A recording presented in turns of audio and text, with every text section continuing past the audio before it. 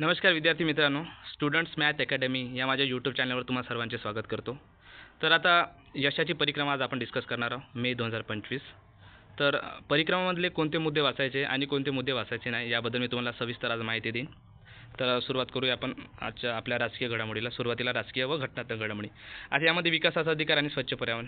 तर हा काही इम्पॉर्टंट भाग वाटत नाही, याच्यावर काही प्रश्न बनेल. आता याच्यामध्ये राज्यघटनेचे अनुच्छेद 14, 19, 21 ह्या तुम्ही वाचून ठेवाव्यात, नाही का. दरवेळेस या कलमावर आयोग प्रश्न विचारतो, ठीक आहे. त्याच्यानंतर मग महत्त्वाचा मुद्दा म्हणजे याच्यात न्यायमूर्ती यशवंत वर्मा प्रकरण. हे फार महत्त्वाचं प्रकरण आहे, कारण की दिल्लीचे उच्च न्यायालयात आहे, त्यांच्या निवासस्थानाला आग लागली होती, तर तिथं बेहिशोबी रोकड सापडली, ठीक आहे. तर त्यांच्यावर जे आरोप करण्यात आले ते फेटाळून लावले त्यांनी. पण त्यांच्या चौकशीसाठी संजीव खन्ना यांनी 3 सदस्यीय समिती स्थापन केली आहे. तर यांच्यानुसार त्यांच्यावर चौकशी केली जाईल. तर या चौकशी अंतर्गत त्यांच्या जर काही गैरवर्तन दिसून आले किंवा तर त्यांनी हा फ्रॉड केला जर असेल तर मग सरन्यायाधीश महाभियोगाची शिफारस करू शकतात. आणि हे जर महाभियोगाची शिफारस जर त्यांच्यावर लागली तर हे भारतातलं पहिलं प्रकरण असेल. म्हणून हा मुद्दा खूप महत्त्वाचा आहे, न्यायमूर्ती यशवंत वर्मा प्रकरण, ठीक आहे. त्याच्यानंतर पाहू दुहेरी नागरिकत्व चर्चा, नागरिकत्वाबद्दल चर्चा. तर हा फार महत्त्वाचा मुद्दा आहे. दुहेरी नागरिकत्व हा पॉलिटीच्या अनुषंगाने आपल्याला प्रश्न विचारू शकतो. म्हणजे भारतामध्ये दुहेरी नागरिकत्व आहे का बा, लागू आहे का? तर उत्तर राहील नाही. भारतामध्ये दुहेरी नागरिकत्वाला परवानगी नाही, ठीक आहे.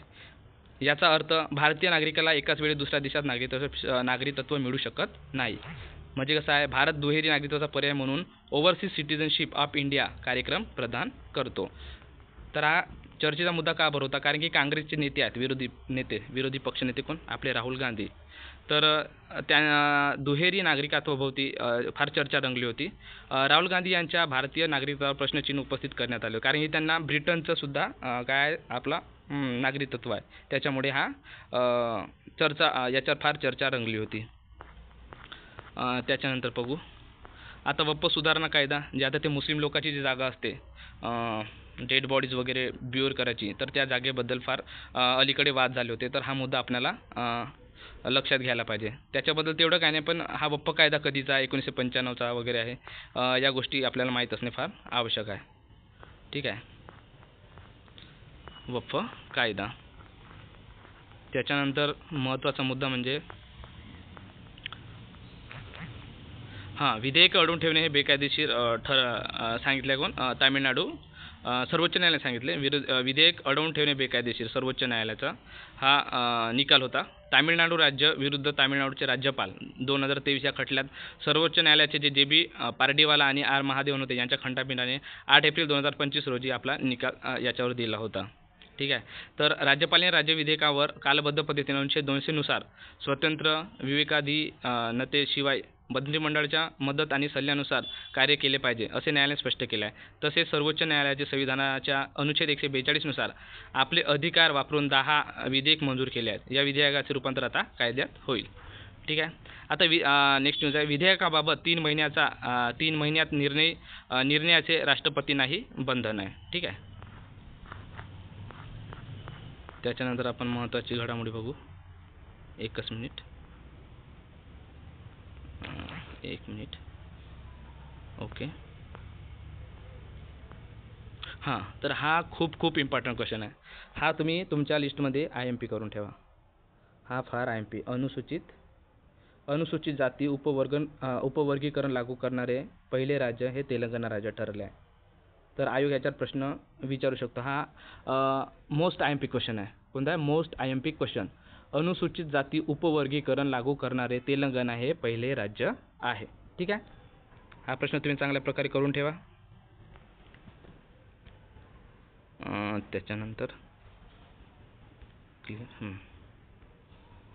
ओके.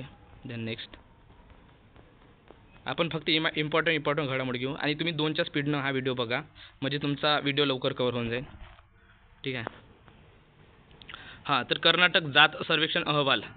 राज्य मागासवर्ग आयोगाने आयोजित केलेला सामाजिक, आर्थिक आणि शिक्षण सर्वेक्षण अधिकृतपणे ओळखला गेलेला जात सर्वेक्षण अहवाल एप्रिल 2025 मध्ये सरकारने सादर केलेला आहे. तर याच्यावर प्रश्न विचारू शकतो की अलीकडेच जात सर्वेक्षण म्हणजे सामाजिक आर्थिक आणि शिक्षण सर्वेक्षण म्हणून अधिकपणे ओळखला गेलेला जात सर्वेक्षण अहवाल एप्रिल 2025 मध्ये कोणत्या राज्य सरकारने सादर केला होता, याच्यावर एक प्रश्न बोलू शकते मे बी.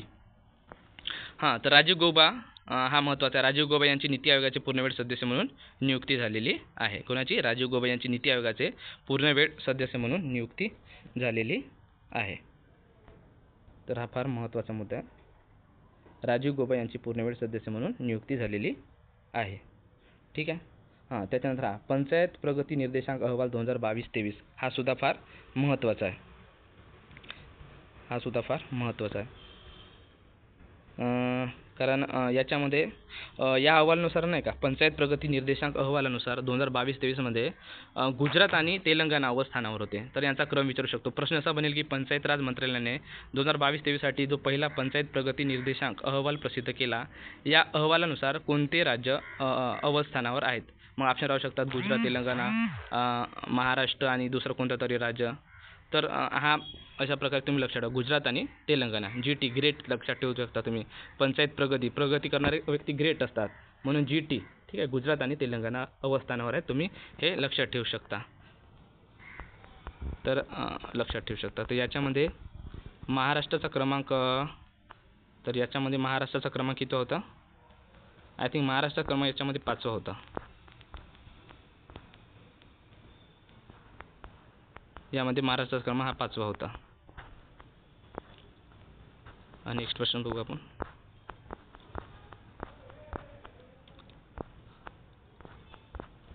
हा खूप इम्पॉर्टंट क्वेश्चन. आता हा खूप इम्पॉर्टंट. कोणता प्रश्न हा? निधी तिवारी यांची पंतप्रधान मोदी यांच्या खाजगी सचिव म्हणून नियुक्ती झाली आहे. अलीकडेच कोणाची पंतप्रधान मोदी यांचे खाजगी सचिव म्हणून नियुक्ती झाली आहे? तर उत्तर राहील निधी तिवारी. हा आता जो NTPCचा पेपर झाला होता त्याच्यामध्ये मला हा प्रश्न आला होता की पंतप्रधान मोदी यांच्या खाजगी सचिव म्हणून कोणाची नियुक्ती करण्यात आली? तर निधी तिवारी यांची नियुक्ती करण्यात आलेली आहे. ठीक आहे.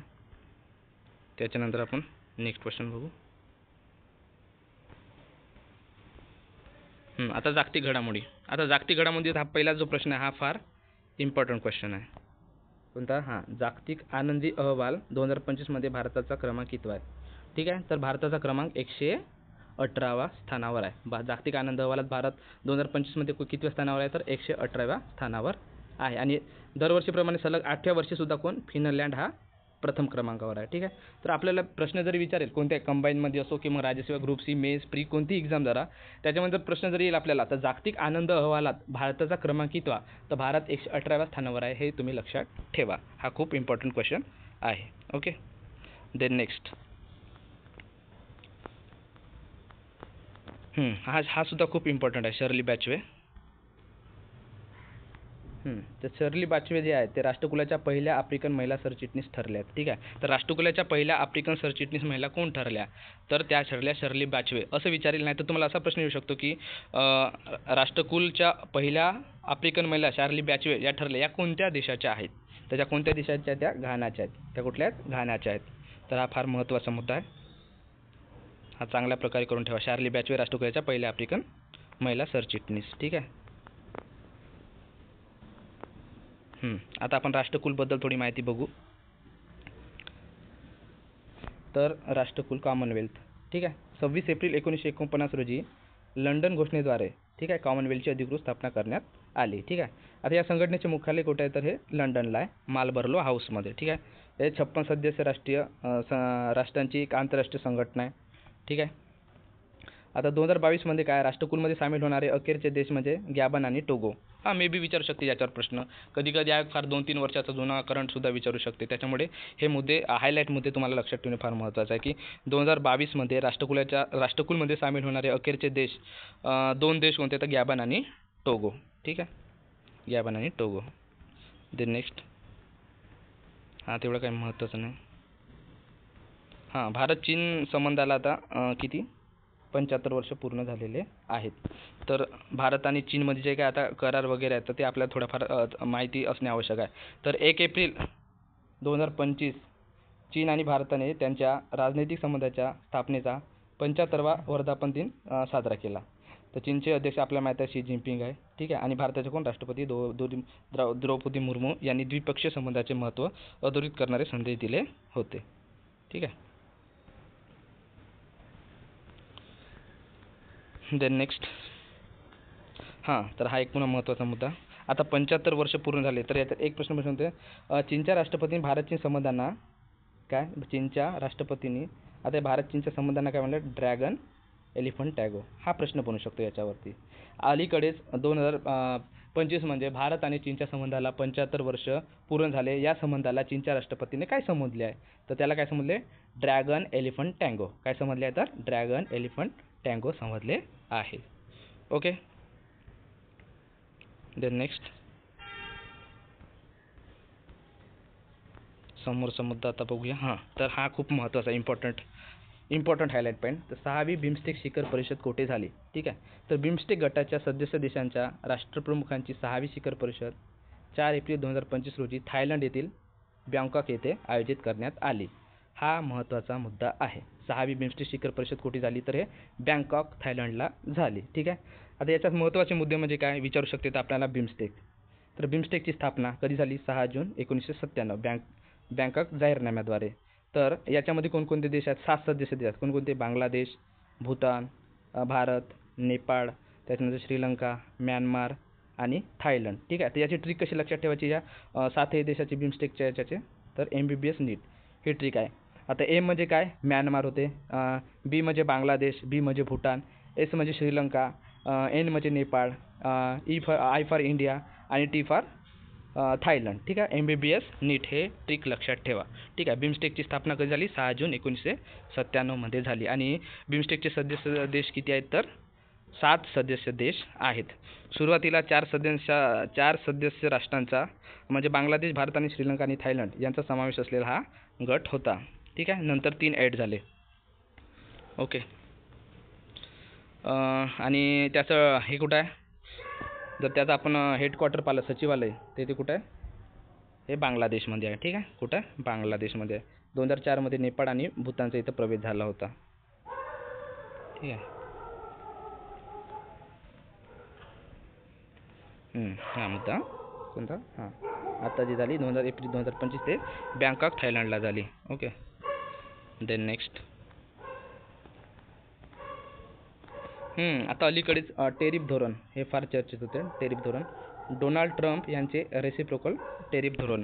तर 2 एप्रिल 2025 रोजी अमेरिकेचे राष्ट्राध्यक्ष डोनाल्ड ट्रम्प यांनी प्रमुख व्यापारी भागीदार देशांमधून येणाऱ्या आयातीवर समन्यायी वापर कर किंवा त्याला रेसिप्रोकल टॅरिफ लादण्याची घोषणा करून मुक्ती दिन साजरा केला, ठीक आहे. तर अलीकडे फारच म्हणजे मुद्दा चालला होता हा बेस टेरिफवर, ठीक आहे. तर 5 एप्रिल 2025 पासून अमेरिकेद्वारा सर्व देशात किती 10% बेस टॅरिफ लादले गेले, ठीक आहे. किती 10% बेस टॅरिफ लादले गेले. तर ट्रम्प पूर्वीच्या शासनाच्या याच्यात किती होता, तर ट्रम्पच्या आधीचे शासन होते तर 2.5 च्या टॅरिफच्या दरापेक्षा ही लक्षणीय वाढ झालेली आहे, ठीक आहे. तर कसा 5 एप्रिल प्रश्न कसा म्हणू शकतो, तर अलीकडेच डोनाल्ड ट्रम्प यांनी जो बेस टॅरिफ लावला तो सर्व देशावर किती टक्के लावला, ठीक आहे. तर किती टक्के लावला, 10%, ठीक आहे. हा मुद्दा आपण लक्षात ठेवायचा. देन नेक्स्ट, आता जो अभिव्यक्ती स्वातंत्र्य आहे, ठीक आहे, त्याला म्हणतो फ्री स्पीच इंडेक्स.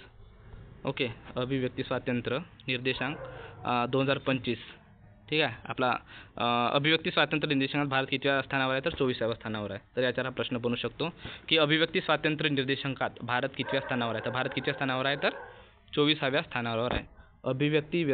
व्यक्ती स्वातंत्र्य निर्देशांकामध्ये भारत किती स्थानावर आहे, तर ती देशामध्ये 24व्या स्थानावर आहे. भारताचे गुण किती याच्यामध्ये 62.6 गुण आहेत, ठीक आहे. किती 62.6 गुण. आणि 118 कशामध्ये रँक भारताची, तर ती आहे वर्ल्ड हॅपीनेस इंडेक्स म्हणजे आनंदी अहवालामध्ये आपली रँक किती आहे, तर ती आहे 118. ओके. देन नेक्स्ट, आता हा खूप VIP प्रश्न आहे, इम्पॉर्टंट करून ठेवा याला. इंडोनेशिया न्यू डेव्हलपमेंट बँकेत सामील होणार. इंडोनेशिया काय होणार आहे, न्यू डेव्हलपमेंट बँकेत सामील होणार आहे.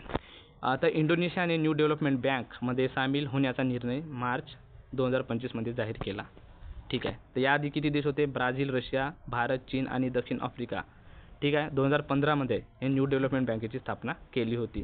तर तुम्ही जर कंबाईनचा पेपर पाहिले असेल 2-3 वर्षाचा ग्रुप सीच्या पेपरमध्ये, तर 2015 म्हणजे न्यू डेव्हलपमेंट बँकेची जेव्हा स्थापना झाली तर कोणता त्याचा देश सदस्य देश नव्हता, स्थापनाचा सदस्य देश नव्हता. त्यावेळी न्यू डेव्हलपमेंट बँक फार चर्चेत होती, म्हणून त्याच्यावर प्रश्न आला होता. तर ब्राझील, रशिया, भारत, चीन आणि दक्षिण आफ्रिका हे काय न्यू डेव्हलपमेंट बँकेच्या स्थापनेचे सदस्य देश आहेत. ठीक आहे. तर या बँकेचे मुख्यालय कुठे आहे? चीन, शांघाय येथे आहे. हां, तर याच्यामध्ये आता नव्याने समाविष्ट कोण झाले? बांगलादेश 2019मध्ये समाविष्ट झाला न्यू डेव्हलपमेंट बँकमध्ये. UAE झाला. ठीक आहे. त्याच्यानंतर इजिप्त झाला. ऑलरेडी किती होते? 5 होते. हा 6वा, 7वा, 8वा. त्याच्यानंतर मग उरुग्वे हा 9वा देश, अल्जेरिया हा 10वा देश झाला आणि इंडोनेशिया हा 11वा देश. या देशांना औपचारिकपणे सदस्य म्हणून सामील करणे बाकी, अजून सामील केलेलं नाही. ठीक आहे. हां, त्याच्यानंतर हा खूप महत्त्वाचा आहे आंतरराष्ट्रीय घडामोडीमध्ये. नामिबियाच्या पहिल्या महिला राष्ट्रपती म्हणून नेतुम्बो नंदी नदेत्वाह यांनी शपथ घेतली आहे. कोण? आता नामिबियाच्या पहिल्या महिला राष्ट्रपती कोण, असा प्रश्न आपल्याला बनवू शकतो. ठीक आहे. तर नामिबियाच्या पहिल्या महिला राष्ट्रपती कोण? तर नेतुम्बो नंदी नदेत्वाह. ठीक आहे. नाहीतर असा बनवू शकतो प्रश्न, अलीकडेच पहिल्या महिला राष्ट्रपती म्हणून नेतुम्बो नदी नदेत्वाह यांची नियुक्ती झालेल्या खालीपैकी कोणत्या देशाच्या आहेत? मग आपल्याला नामिबिया हे लक्षात ठेवावं लागेल. ओके. त्याच्यानंतर राष्ट्रीय आरोग्य संस्थेचे संचालक म्हणून कुठले? राष्ट्रीय आरोग्य संस्थेचे म्हणजे कोण? नॅशनल इन्स्टिट्यूट ऑफ हेल्थचे संचालक म्हणून जय भट्टाचार्य यांची नियुक्ती करण्यात आली आहे. तर हा प्रश्न बनू शकतो, खूप इम्पॉर्टंट आहे. अलीकडेच किंवा असं बनू शकतो, नोव्हेंबर 2024मध्ये राष्ट्राध्यक्ष डोनाल्ड ट्रम्प यांनी नामांकन दिल्यानंतर अमेरिकेच्या सिनेटचे कोणते व्यक्ती आहेत ज्यांच्या आरोग्य संस्था NIHचे संचालक म्हणून मार्च 2025मध्ये मान्यता म्हणजे नियुक्ती करण्यात आली. ठीक आहे. तर जय भट्टाचार्य यांचे राष्ट्रीय आरोग्य संस्थेचे संचालक म्हणून मान्यता यांना मिळाली, यांची नियुक्ती झाली. ओके. देन नेक्स्ट हा प्रश्न महत्त्वाचा आहे. आता जे जागतिक तंत्रज्ञान शिखर परिषद आहे, म्हणजे जागतिक तंत्रज्ञान शिखर परिषद, त्याला आपण GTS म्हणतो. ठीक आहे. म्हणजे काय? Global technology summit. ठीक आहे. 2025 ही कुठे झाली? नवी दिल्ली येथे पार पडली. ठीक आहे. जागतिक तंत्रज्ञान शिखर परिषद 2025 कुठे पार पडली? तर ही नवी दिल्ली येथे पार पडली. आता या परिषदेची संकल्पना काय होती? तर संभावना या शिखर परिषदेची काय होती? संकल्पना होती. ठीक आहे. थीम होती. ओके. देन नेक्स्ट तर आंतरराष्ट्रीय सौर आघाडी म्हणजे इंटरनॅशनल सोलर अलायन्स. ठीक आहे. सोबत भागीदारी फ्रेमवर्कवर स्वाक्षरी करणारा मॉरिशस हा पहिला आफ्रिकन देश आहे आणि जागतिक स्तरावर तो 4था देश ठरला आहे. ठीक आहे. तर आंतरराष्ट्रीय सौर आघाडी देश भागीदारी फ्रेमवर्कवर स्वाक्षरी करणारा मॉरिशस हा पहिला आफ्रिकन देश ठरला आहे. तर प्रश्न काय म्हणू शकतो की अलीकडेच आंतरराष्ट्रीय सौर आघाडीसोबत भागीदारी करणारा देश कोणता? पहिला आफ्रिकन देश कोणता? तर त्याचं उत्तर तुम्हाला लक्षात ठेवावं लागेल. ते कोणतं? मॉरिशस. कोणतं? मॉरिशस हा पहिला आफ्रिकन देश ठरला. त्याने काय केला आहे? आंतरराष्ट्रीय सौर आघाडीसोबत भागीदारी केलेली आहे. हा मॉरिशस काय आहे? हा पहिला आफ्रिकन देश ठरला आहे. तर हा फार महत्त्वाचा मुद्दा आहे. हा तुम्ही शॉर्ट नोट्स तुम्ही 1 पेजेस जर कराल ना, त्याच्यामध्ये हे मुद्दे लिहून ठेवत जा, म्हणजे तुम्हाला ते कामी येईल. किंवा मग याचा स्क्रीनशॉट घेऊन ठेवा. ते इमेजच्या फॉर्ममध्ये तुम्ही एक्झामला वगैरे जाल तेव्हा तुम्हाला वाचायला सोपी जाईल. ठीक आहे. तर अशा प्रकारे हायलाईट पॉईंट आहेत, हे महत्त्वाच्या घडामोडी आहेत. त्याच्यानंतर तर मनोज कुमार अलीकडेच यांचे निधन झाले. तर यांच्यावर प्रश्न बनू शकतो मे बी जर विचारला तर, नाही का? तर ज्येष्ठ अभिनेते आणि चित्रपट दिग्दर्शक मनोज कुमार यांचे किती 87व्या वर्षी निधन झाले. ठीक आहे. तर ते यांच्यावर प्रश्न कसा बनू शकतो की ते कोणत्या नावाने ओळखले जात होते? भारत कुमार म्हणून ओळखले जाते. विचारू शकेल त्यांचं मूळ नाव काय होतं? हरिकिशन गिरी गोस्वामी. त्यांचं जर नाव विचारलं मूळ नाव तर काय?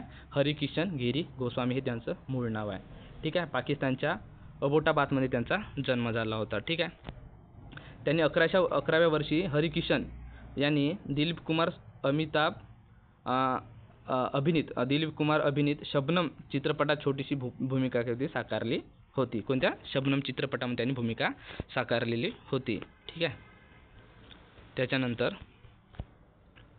फॅशन या चित्रपटातून त्यांनी 1957मध्ये चित्रपटसृष्टीत पाऊल ठेवले होते. काची गुडिया, या चित्रपटात त्यांना इंडस्ट्रीत पहिला ब्रेक मिळवून दिला होता. 1995मध्ये आलेला मैदान-ए जंग हा त्यांचा शेवटचा चित्रपट ठरला होता. ठीक आहे. त्याच्यानंतर त्यांनी अभिनय केलेले चित्रपट कोणकोणते तर सहारा, हनीमून, पूरब और पश्चिम, मेरी आवाज़ सुनो, नसीब, ठीक आहे, नीलकमल, पत्थर के सनम, रोटी कपडा और मकान, क्रांती हे त्यांचे भूमिका केलेले चित्रपट होते. ठीक आहे. तर त्यांनी दिग्दर्शित केलेले चित्रपट म्हणजे शोर, क्रांती वगैरे होते. ठीक आहे. त्यांच्याबद्दल पुन्हा एक महत्त्वाचे त्यांचे पुरस्कार फार महत्त्वाचे. त्यांना कोणकोणते पुरस्कार मिळाले? पद्मश्री मिळाला, दादासाहेब फाळके पुरस्कार, त्याच्यानंतर उपकार चित्रपटासाठी राष्ट्रीय चित्रपट पुरस्कार मिळाला. तर हा एक महत्त्वाचा होता. तर त्यांना कोणत्या चित्रपटासाठी 1968मध्ये राष्ट्रीय चित्रपट पुरस्कार मिळाला होता? तर तो चित्रपट होता उपकार. कोणता चित्रपट होता? उपकार चित्रपट होता. त्याच्यानंतर मध्य प्रदेश सरकारचा किशोर कुमार पुरस्कार त्यांना मिळाला. त्यानंतर महाराष्ट्र सरकारचा स्वर्गीय राज कपूर जीवनगौरव पुरस्कार त्यांना मिळाला. असे अनेक फिल्मफेअर पुरस्कार त्यांना मिळाले. ठीक आहे. तर हे फार महत्त्वाचे व्यक्तिमत्व आहेत. कोण? मनोज कुमार. ठीक आहे. मनोज कुमार यांच्याबद्दल कोणकोणते पॉईंट लक्षात ठेवायचे? तर मनोज कुमार, त्यांना भारत कुमार म्हणून ओळखले जात होते. ठीक आहे. त्यांचं मूळ नाव हरी किशन गिरी गोस्वामी. ठीक आहे. तर त्यांनी शबनम म्हणून सुरुवात केली होती. ठीक आहे. फॅशन चित्रपटातून त्यांनी पदार्पण केले होते. त्यांना मिळाले पुरस्कार लक्षात ठेवायचे आपण कोणकोणते आहेत? तर हा पुरस्कार कोणता? दादासाहेब फाळके पुरस्कार, त्याच्यानंतर पद्मश्री पुरस्कार हे आपल्याला लक्षात ठेवायचे आहेत. ओके. हे रामसाहेब पांडे तेवढे काही महत्त्वाचे व्यक्तिमत्व नाही. तर महाराष्ट्रावर MPSCची जर आपण तयारी करत होतो महाराष्ट्रावर प्रश्न विचारणे अपेक्षित आहे. तर महाराष्ट्र हा आपल्याला चांगल्या प्रकारे करून ठेवावा लागेल. ठीक आहे. तर पहिलाच मुद्दा औरंगजेबाची कबर. ठीक आहे. आता औरंगजेबाची कबर हा मला प्रश्न विचारला होता रेल्वे NTPC ग्रॅज्युएटमध्ये. ठीक आहे. तर औरंगजेबाची कबर उघडण्याच्या मुद्द्यावरून मार्च 2024मध्ये नागपूरमध्ये दंगल उसळली. तर या प्रश्नाचं पुष्कळ लोकांनी उत्तर हे औरंगाबाद दिलं. ठीक आहे. औरंगाबाद दिला आहे, पण याचं उत्तर आहे नागपूर. औरंगजेबाच्या कबरेमुळे कुठं दंगली उसळल्या? तर नागपूरमध्ये दंगली उसळल्या होत्या. तुम्हाला जर हा प्रश्न आला तर औरंगाबाद मारू नका किंवा संभाजीनगर मारू नका. ठीक आहे. त्याचं उत्तर काय माराल? नागपूर. औरंगजेबाची कबर उखडण्याच्या मुद्द्यावरून मार्च 2025मध्ये वाद कुठं पेटला होता? दंगल कुठे उसळली होती? तर नागपूरमध्ये उसळली होती. हा मुद्दा तुम्ही लक्षात ठेवा.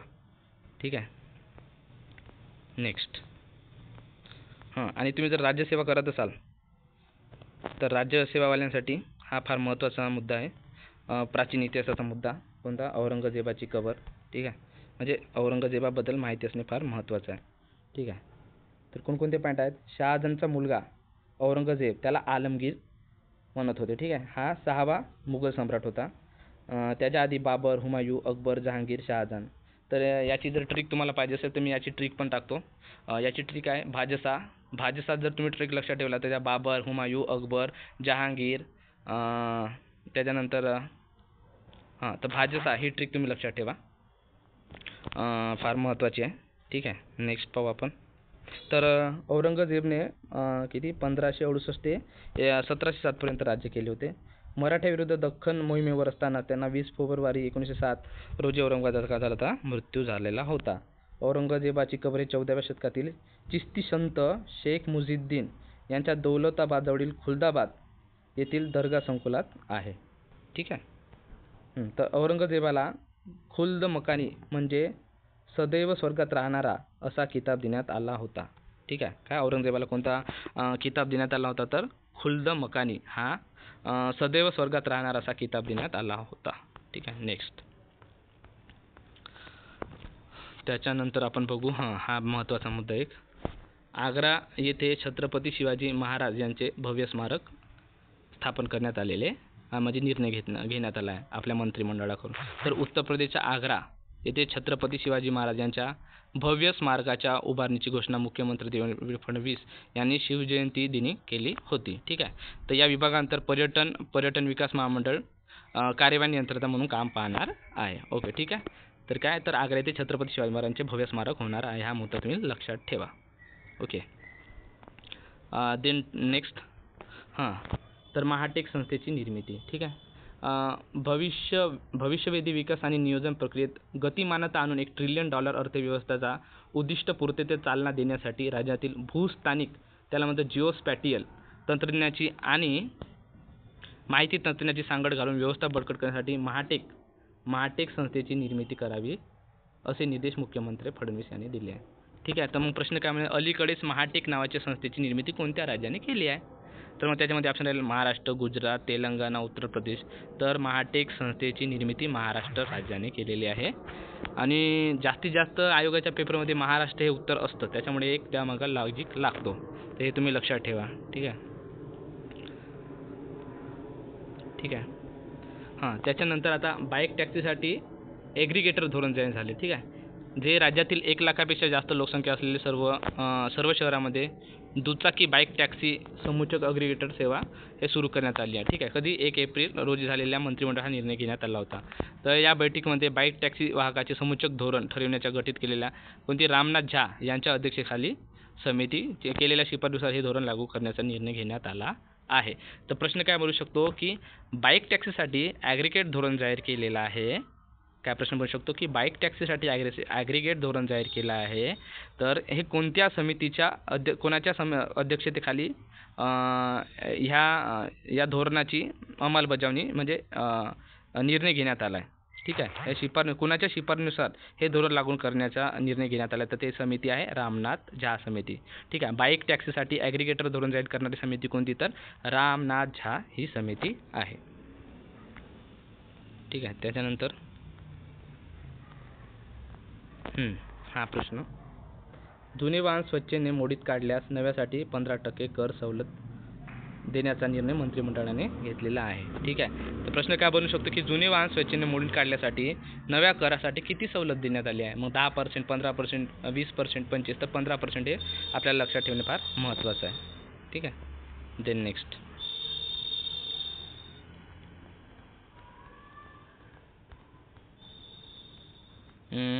हा महत्त्वाचा, हा फार महत्त्वाचा क्वेश्चन आहे.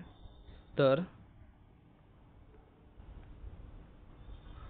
राज्य आपत्ती व्यवस्थापन संस्थेची स्थापना कुठे करण्यात आली आहे, तर कुठे करण्यात आली आहे, नागपूर येथे राज्य आपत्ती व्यवस्थापन संस्थेची स्थापना करण्यात आलेली आहे. कोणती, राज्य आपत्ती व्यवस्थापन संस्था.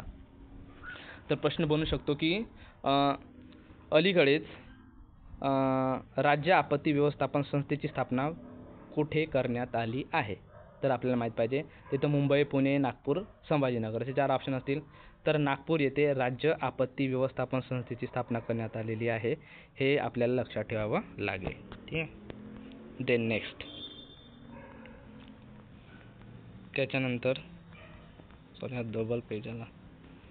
त्याच्यानंतर हा एक महत्त्वाचा मुद्दा, महाज्ञानदीप देशातील पहिले डिजिटल शिक्षण पोर्टल कुठं सुरू झाले आहे, तर महाराष्ट्रात सुरू झालेले आहे. ठीक आहे. तर अलीकडेच महाज्ञानदीप नावाचे पोर्टल कोणत्या राज्याने सुरू केलेले आहे, हा असा प्रश्न बनू शकतो. ठीक आहे. तर देशातील पहिले डिजिटल शिक्षण पोर्टल महाराष्ट्रात सुरू झाले, कोणत्या नावाने, महाज्ञानदीप नावाने हे पोर्टल सुरू झालेले आहे. तर हा इम्पॉर्टंट प्रश्न आहे, हा एक्झाममध्ये विचारू शकतो. तर याला चांगल्या प्रकारे तुम्ही हायलाईट करून ठेवा. ओके. देन नेक्स्ट, तर महाराष्ट्र शासनाचे जे आता मानाचे चित्रपट पुरस्कार आहे त्याची घोषणा झाली. तर हे फार महत्त्वाचे पुरस्कार आहे, पण त्याआधी आपण हा शिवछत्रपती राज्य क्रीडा पुरस्कार प्रदान कोणाला करण्यात आला हा पाहू.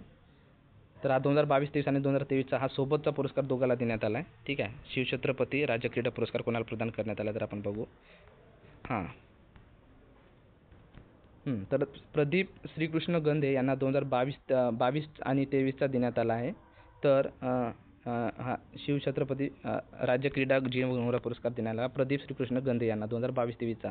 तर 2023-24चा कोणाला देण्यात आला आहे, तर शकुंतला पंढरीनाथ खटावकर. हा खूप इम्पॉर्टंट मुद्दा आहे, विचारू शकतो की 2023-24चा शिवछत्रपती राज्य क्रीडा जीवनगौरव पुरस्कार कोणाला प्रदान करण्यात आलेला आहे, तर शकुंतला पंढरीनाथ खटावकर हे नाव आपल्याला लक्षात ठेवावं लागेल. कोणतं, शकुंतला पंढरीनाथ खटावकर. 2023-24चा शिवछत्रपती राज्य क्रीडा जीवनगौरव पुरस्कार त्यांना प्रदान करण्यात आलेला आहे. हा खूप इम्पॉर्टंट मुद्दा आहे. शकुंतला पंढरीनाथ खटावकर यांना 2023-24 या वर्षाचा शिवछत्रपती राज्य क्रीडा जीवनगौरव पुरस्कार प्रदान करण्यात आला. ओके. त्यानंतर हे महाराष्ट्र शासनाचे मानाचे चित्रपट पुरस्कारांची आता घोषणा झाली. आता त्याबद्दल पाहू. तर पुरस्कार विजेते, स्वर्गीय राज कपूर जीवनगौरव पुरस्कार 2024 कोणाला देण्यात आला आहे, तर अभिनेते अनुपम खेर यांना देण्यात आला आहे. स्वर्गीय राज कपूर विशेष योगदान पुरस्कार काजल यांना देण्यात आला आहे. त्याच्यानंतर चित्रपती व्ही शांताराम जीवनगौरव पुरस्कार जो आहे हा कोणाला देण्यात आला तर महेश मांजरेकर. महेश हा खूप महत्त्वाचा, कारण हे महाराष्ट्राचे व्यक्तिमत्व आहेत. ठीक आहे, महेश मांजरेकर अभिनेता आणि दिग्दर्शक आहेत. तर चित्रपती व्ही शांताराम जीवनगौरव पुरस्कार 2024 कोणाला देण्यात आला आहे तर महेश मांजरेकर यांना देण्यात आला आहे. ठीक आहे. त्याच्यानंतर चित्रपती व्ही शांताराम विशेष योगदान पुरस्कार कोणाला देण्यात आला तर मुक्ता बर्वे. मुक्ता बर्वे या मराठी अभिनेत्री आहेत. त्यांचा जोगा पिक्चर तुम्ही एकदा पहा, खूप मस्त चित्रपट आहे आणि त्याला राष्ट्रीय पुरस्कारसुद्धा मिळालेला आहे. ठीक आहे, कोणता चित्रपट त्यांचा? जोगवा. चित्रपती व्ही शांताराम विशेष योगदान पुरस्कार त्यांना मिळाला आहे. खूप बेस्ट ॲक्टर आहेत मुक्ता बर्वे. ठीक आहे. त्याच्यानंतर आता हा मोस्ट इम्पॉर्टंट क्वेश्चन हा विचारू शकतो, कुठे ना कुठे तुम्हाला दिसेल.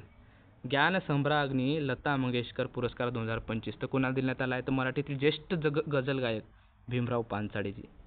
भीमराव पानसरेजी यांना ज्ञानसम्राज्ञी लता मंगेशकर पुरस्कार 2025 हा देण्यात आलेला आहे. ओके, ठीक आहे, भीमराव पानसरे.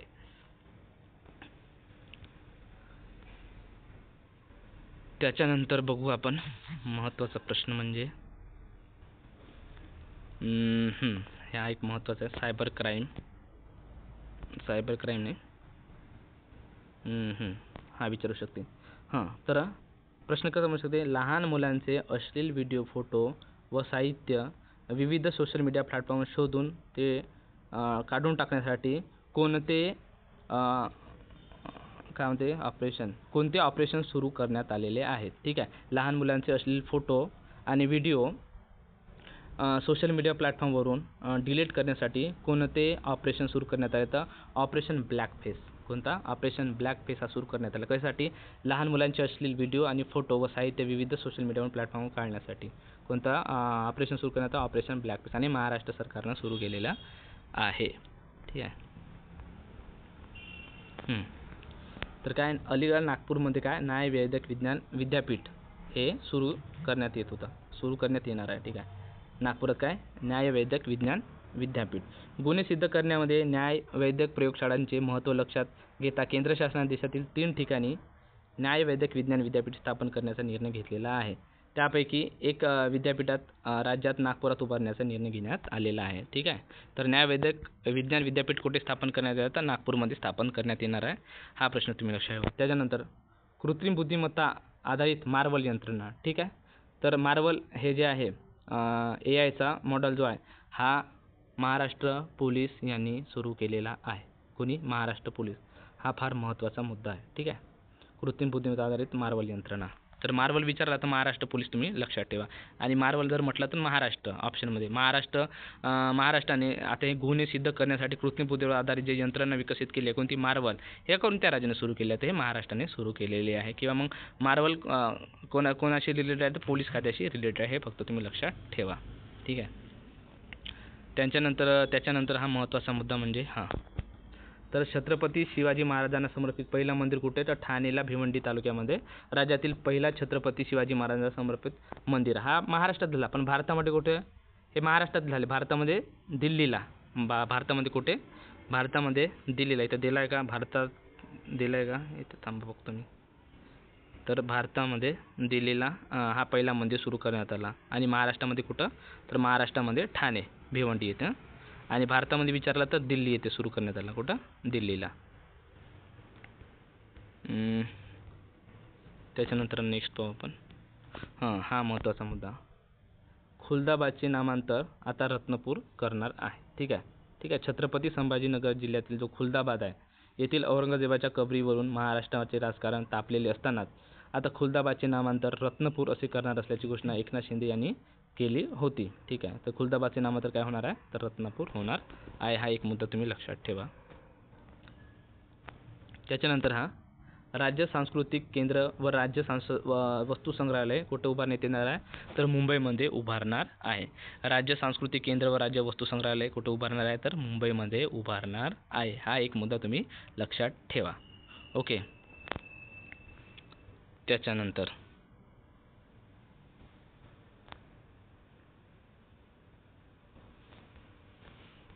नेक्स्ट पाहू आपण. काय कामाच्या नाही न्यूज. हा एक महत्त्वाचा आहे. हेडगेवार अ डेफिनेटिव्ह बायोग्राफी हे पुस्तक कोणी लिहिलं आहे तर राष्ट्रीय स्वयंसेवक संघाचे संस्थापक डॉक्टर केशव बळीराम हेडगेवार यांच्यावरील जीवनचरित्राचे प्रकाशन राज्यपाल राधाकृष्णन यांच्या हस्ते राजभवन मुंबई येथे पार पडले. तर याचे लेखक कोण आहेत तर ब्रिटिश भारतीय युवा लेखक कोण सचिन नंदा. ठीक आहे. तर प्रश्न काय म्हणजे हेडगेवार अ डेफिनेटिव्ह बायोग्राफी या पुस्तकाचे लेखक कोण तर सिंपल लक्षात ठेवा कोण सचिव नंदा. कोण सचिव नंदा हे सचिव नंदा हे हेडगेवार अ डेफिनेटिव्ह बायोग्राफी या पुस्तकाचे लेखक आहेत. ओके. तर नेक्स्ट मुद्दा पाहू आपण.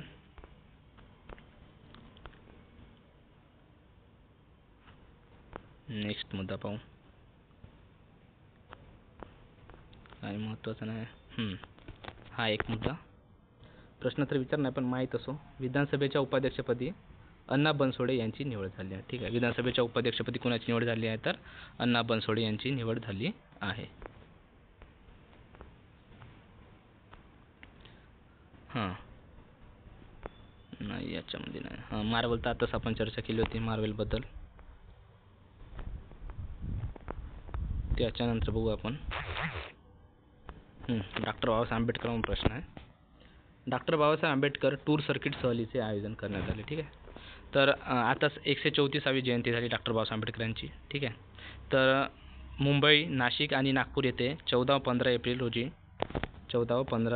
रोजी डॉक्टर बाबासाहेब आंबेडकर यांचे टूर सर्किट सहलीचे आयोजन करण्यात आले होते. ठीक आहे.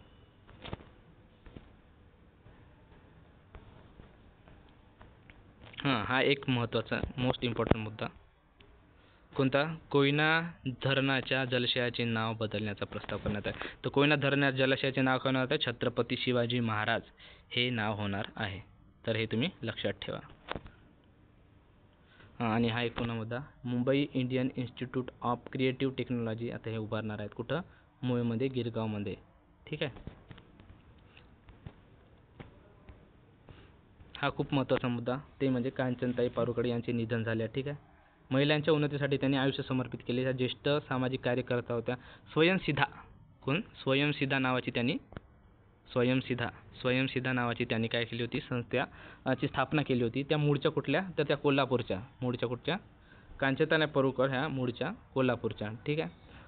त्यांचे वडील जे होते बाळकृष्ण परुडेकर यांनी हरिजन सेवक संघाचे ग्रामीण भागातील कार्यकर्ते होते. ठीक आहे. 1958 मध्ये त्यांनी बँक ऑफ महाराष्ट्रामध्ये लिपिक म्हणून रुजू झाल्या होत्या. तर त्यांच्यामध्ये एक गोष्ट म्हणजे त्यांना 16व्या वर्षी नाही का NCC अधिकारी म्हणून काम सुरू केले होते. NCC मध्ये असताना त्यांना बेस्ट ऑलराऊंडर लेडी कॅडेट व बेस्ट शूटर असे 2 राष्ट्रीय पुरस्कार त्यांना मिळाले होते वयाच्या 16व्या वर्षी. ठीक आहे. 1968 मध्ये सरोजिनी विश्वनाथ बिश्वस्त मंडळाची त्यांनी स्थापना केली होती. ताराराणी विद्यापीठातील मुलींच्या विकासासाठी त्यांनी समाजातील महिलांच्या उत्कर्षासाठी न्यायातर्फे विविध उपक्रम राबविले होते. ठीक आहे. 1992 मध्ये त्यांनी स्वयंसिद्धा संस्था स्थापन केली होती. ठीक आहे. यांच्या माध्यमातून त्यांनी 4500 उद्योजिका घडवल्या होत्या. ठीक आहे. तर हे फार महत्त्वाचे मुद्दे आहेत. ठीक आहे.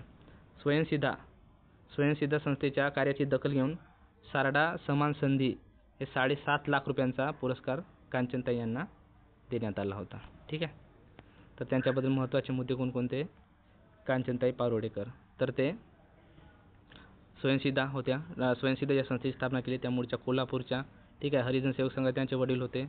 त्याच्यानंतर NCC 16 वर्षाचे असताना त्यांना NCC अधिकारी म्हणून काम सुरू केले होते. बेस्ट ऑलराऊंडर लेडी व बेस्ट शूटर असे 2 त्यांना राष्ट्रीय पुरस्कार मिळाले. त्यानंतर 1998 मध्ये बँक ऑफ महाराष्ट्रामध्ये त्या लिपिक म्हणून रुजू झाल्या होत्या. ठीक आहे. ताराराणी विद्यापीठातील त्या मुलींच्या विकासासाठी फार काम केलं होतं 1968 मध्ये. 1992 मध्ये त्यांनी स्वयंसिद्धा नावाची संस्था स्थापन केली होती. ठीक आहे.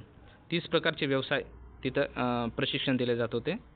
4500 काय उद्योजिका त्यांनी घडवल्या होत्या. ठीक आहे. स्वयंसिद्धा संस्थेच्या कार्याची दखल देत सारडा समान संधी हा 7.5 लाखाचा त्यांना पुरस्कार मिळालेला होता. ओके. आता हा खूप इम्पॉर्टंट हा मला रेल्वे NTPC मध्ये हा प्रश्न विचारला होता. डॉक्टर पूनम गुप्ता यांची RBIच्या डेप्युटी गव्हर्नर जनरलपदी नियुक्ती झाली. मोस्ट इम्पॉर्टंट क्वेश्चन आहे. ठीक आहे. डॉक्टर पूनम गुप्ता यांची काय झाली आहे तर RBIच्या डेप्युटी गव्हर्नरपदी नियुक्ती झालेली आहे. भारतीय रिझर्व्ह बँकेने 7 ते 9 एप्रिल 2025 रोजी होणाऱ्या चलनविषयक धोरण समितीच्या बैठकीपूर्वी मायकेल पात्रा यांच्या जागी कोणाची डॉक्टर पूनम गुप्ता यांची नवीन डेप्युटी गव्हर्नर म्हणून नियुक्ती केली होती. ठीक आहे, तर त्यांना हा 3 वर्षाचा काळ लाभणार आहे. ठीक आहे, डॉक्टर गुप्ता जे आहेत, पूनम गुप्ता, RBIच्या इतिहासातील डेप्युटी गव्हर्नर पद भूषवणाऱ्या चौथ्या महिला ठरल्या आहेत. ठीक आहे, आता सध्याचे डेप्युटी गव्हर्नर कोण आहेत तर एम राजेश्वर राव आहे, त्यानंतर टी रविशंकर, त्यानंतर स्वामीनाथन आणि पूनम गुप्ता. हे काय आहे, चौघे काय तर डेप्युटी गव्हर्नर्स आहेत. ओके, त्याच्यानंतर नेक्स्ट मुद्दा बघू. खूप खूप खूप खूप इम्पॉर्टंट म्हणजे शिवसुब्रमण्यम रमन यांची PFRDA म्हणजे pension fund regulatory and development authority चे काय नवे अध्यक्ष म्हणून नियुक्ती करण्यात आलेली आहे. म्हणजे काय, पेन्शन फंड नियामक आणि विकास प्राधिकरणाचे अध्यक्ष म्हणून कोणाची नियुक्ती करण्यात आली आहे तर शिवसुब्रमण्यम रमन यांची नियुक्ती करण्यात आलेली आहे. कशाची, पेन्शन रमन हा लक्षात ठेवा. पेन्शन ट्रिक याची कशी लक्षात, रमन पेन्शन असं लक्षात ठेवा. म्हणजे काय होते, तो प्रश्न आपला चुकणार नाही. ठीक आहे, आणि वरून साऊथचं नाव म्हटलं तर आपल्याला माहीत आहे नियुक्ती जास्त प्रमाणात होते. तर शिवसुब्रमण्यम रमन यांची काय पेन्शन फंड नियामक आणि विकास प्राधिकरणाचे नवीन अध्यक्ष म्हणून नियुक्ती करण्यात आलेली आहे. नेक्स्ट पाहू आपण आता.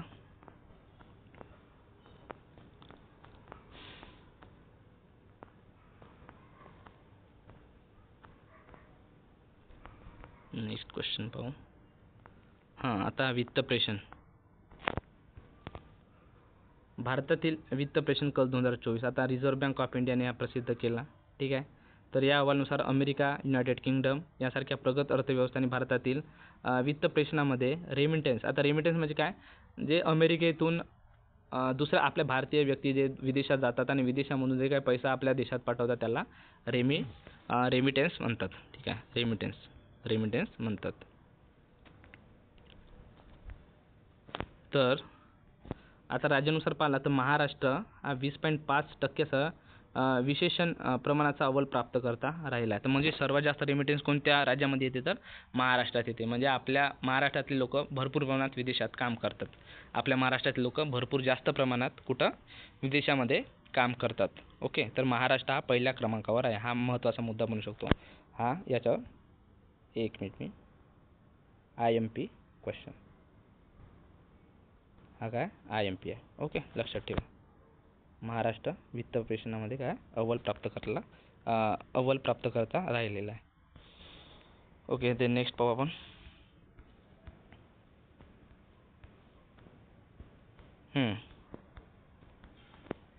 तर आता हा जागतिक ऊर्जा आढावा. जागतिक ऊर्जा आढावा 2024 कोण रिलीज करते तर आंतरराष्ट्रीय ऊर्जा एजन्सी हा अहवाल काय करते, जारी करते. ठीक आहे, तर या अहवालानुसार जर बघितलं तर जागतिक स्तरावर कोळशाच्या मागणीमध्ये 1% वाढ झाली आहे. चीन कोळशापासून 60% वीज तयार करतो, तर भारत कोळशापासून 75% वीज हे सर्वात मोठे ग्राहक आहेत. ठीक आहे, कोण, चीन आणि भारत हे सर्वात मोठे काय ग्राहक आहेत. तर हा महत्त्वाचा मुद्दा. आंतरराष्ट्रीय ऊर्जा संस्था. ठीक आहे, 1973-74 तेल संकटाच्या पार्श्वभूमीवर राष्ट्राने काय 1974 मध्ये या संस्थेची स्थापना केली, आंतरराष्ट्रीय ऊर्जा संस्था. त्याचं मुख्यालय कुठे आहे तर पॅरिस, फ्रान्स. सदस्य देश किती आहेत, 31 सदस्य देश आहेत. भारतासह 13 असोसिएशन देश आहेत. ठीक आहे, अशा प्रकारे लक्षात ठेवा. मुख्यालय कुठे पॅरिसला आहे आणि सदस्य किती आहेत, 31 देश आहेत.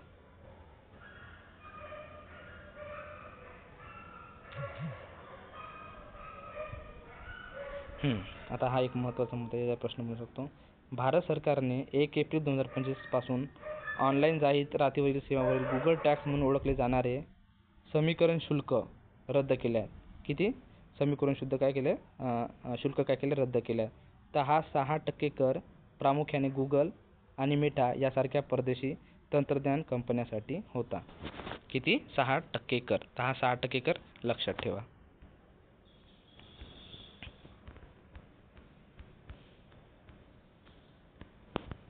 हा महत्त्वाचा मुद्दा. त्रिभुवन सरकारी विद्यापीठ, ठीक आहे, मार्च 2025मध्ये लोकसभेने आणि एप्रिल 2025मध्ये राज्यसभेने त्रिभुवन सहकारी विद्यापीठ विधेयक 2025 काय केले, मंजूर केलेले आहे. या कायद्याद्वारे सहकारी क्षेत्रात शिक्षण आणि प्रशिक्षण वाढवण्यासाठी भारतातील पहिले राष्ट्रीय सहकारी विद्यापीठ काय, भारतातील हे काय, भारतातील पहिले सहकारी राष्ट्रपीठ विद्यापीठ स्थापन केले गेले. कोणते, त्रिभुवन काशीबाई पटेल. त्रिभुवन काशीबाई पटेल हे भारतातील पहिले राष्ट्रीय विद्यापीठ कुठं, तर आनंद. कुठे गेला, आनंद.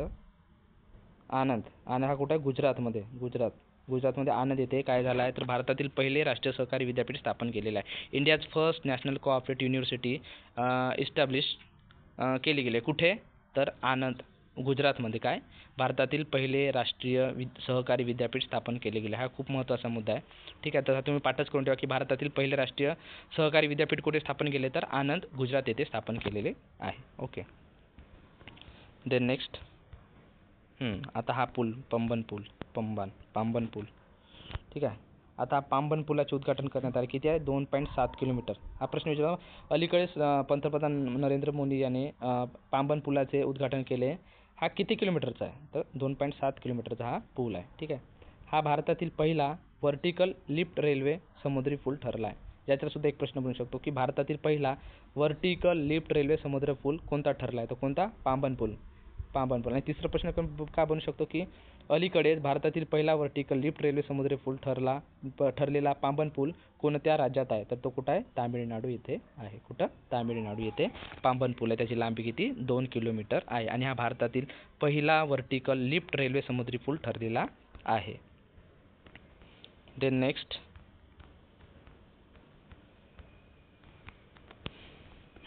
आता सागरमाला कार्यक्रमाचा अंमलबजावणीचे 10 वर्ष पूर्ण झाले. तर सागरमाला कधीचा कार्यक्रम आहे, तर हा 2015चा कार्यक्रम आहे. सागरमाला म्हटलं तर बंदर, जहाजबांधणी आणि जलमार्ग मंत्रालय हा आठवला पाहिजे, ठीक आहे. ओके. तर याच्यावर एक प्रश्न बनू शकतो की एक राज्य एक RRB हा कधी लागू करण्यात आला, हे धोरण कधी लागू करण्यात आलं. एक राज्य एक RRB हे धोरण कधी लागू करण्यात आलं, तर हे धोरण 1 मे 2025 रोजी लागू करण्यात आलेले आहे. कधी, 1 मे 2025मध्ये एक राज्य एक RRB हा जो आहे धोरण हा लागू करण्यात आलेला आहे. तर ठीक आहे. प्रादेशिक ग्रामीण बँकाची जे म्हणजे RRB म्हणजे रिजनल रूरल बँक्स म्हणजे प्रादेशिक ग्रामीण बँका, ठीक आहे. तर 1 मे 2025 रोजी एक राज्य एक RRB हे धोरण लागू करण्यात आलेलं आहे. तर आपण आता RRB बद्दल थोडी माहिती बघू. तर प्रादेशिक ग्रामीण बँका, ठीक आहे. तर ग्रामीण वित्त पुरवठाविषयक नरसिंह समितीच्या शिफारशीनुसार काय, 26 सप्टेंबर 1975, कधी, 26 सप्टेंबर 1975 रोजी प्रादेशिक ग्रामीण बँक कायदा 1976च्या तरतुदीनुसार 1975मध्ये प्रादेशिक ग्रामीण बँका काय करण्यात आल्या, स्थापन करण्यात आल्या. कधी, 1975मध्ये RRBची स्थापना झाली. तर RRBमध्ये सरकारचा 50% हिस्सा, तर 35% हिस्सा प्रायोजिक बँकाकडे आणि 15% हिस्सा राज्य सरकारकडे आहे. ओके. तर 2 ऑक्टोबर 1975 रोजी स्थापन झालेली प्रथम ग्रामीण बँक पहिली RRB होती, ठीक आहे. कोणती, आणि सिंडिकेट बँक ही प्रथम ग्रामीण बँक RRBला प्रायोजित करणारी पहिली व्यावसायिक बँक ठरली होती. कोणती bank, syndicate bank. Syndicate bank ही काय ठरली, तर प्रथम ग्रामीण बँक RRBला प्रायोजित करणारी पहिली व्यावसायिक बँक ठरलेली होती, ठीक आहे. 2 ऑक्टोबर 1975 रोजी स्थापन झालेली ग्रामीण बँक, प्रथम ग्रामीण बँक. ओके. ही कोण होती, RRB होती.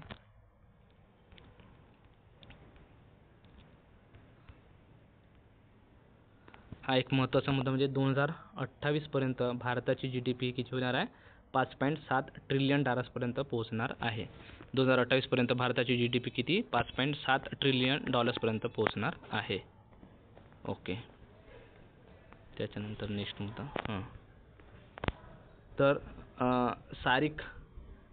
सारिंग खाम ए मेघालयातील पहिली वैज्ञानिक कोळसा खाण आहे. कोणती, सारिंगखाम ए हे काय मेघालयातील पहिली वैज्ञानिक कोळसा खाण. तर मग प्रश्न कसा बनू शकतो की असा प्रश्न असतो की मेघालयातील पहिली वैज्ञानिक कोळसा खाण कोणती. मेघालयातील पहिली वैज्ञानिक कोळसा खाण कोणती, तरी कोणती सारिंगखाम ए हे मेघालयातली पहिली वैज्ञानिक कोळसा खाण आहे. ठीक आहे, तर हा मुद्दा तुम्ही लक्षात ठेवा. सारिंगखाम ए हे कुठली मेघालयातली पहिली वैज्ञानिक कोळसा खाण आहे. देन नेक्स्ट हां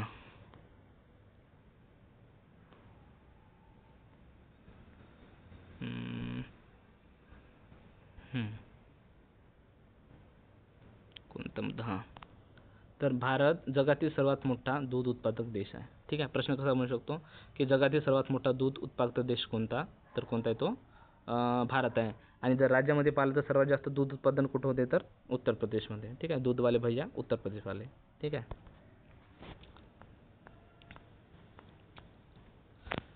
नेक्स्ट क्वेश्चन आहे की संजय मिश्रा यांची EACPM मध्ये नियुक्ती करण्यात आली आहे. ठीक आहे, सक्त वसुली संचालनालयाचे जे ईडीचे माजी प्रमुख आहेत कोण, संजय कुमार मिश्रा यांची काय पंतप्रधानांच्या आर्थिक सल्लागार परिषद पूर्णवेळ सदस्य म्हणून मार्च 2025 मध्ये नियुक्ती झालेली आहे.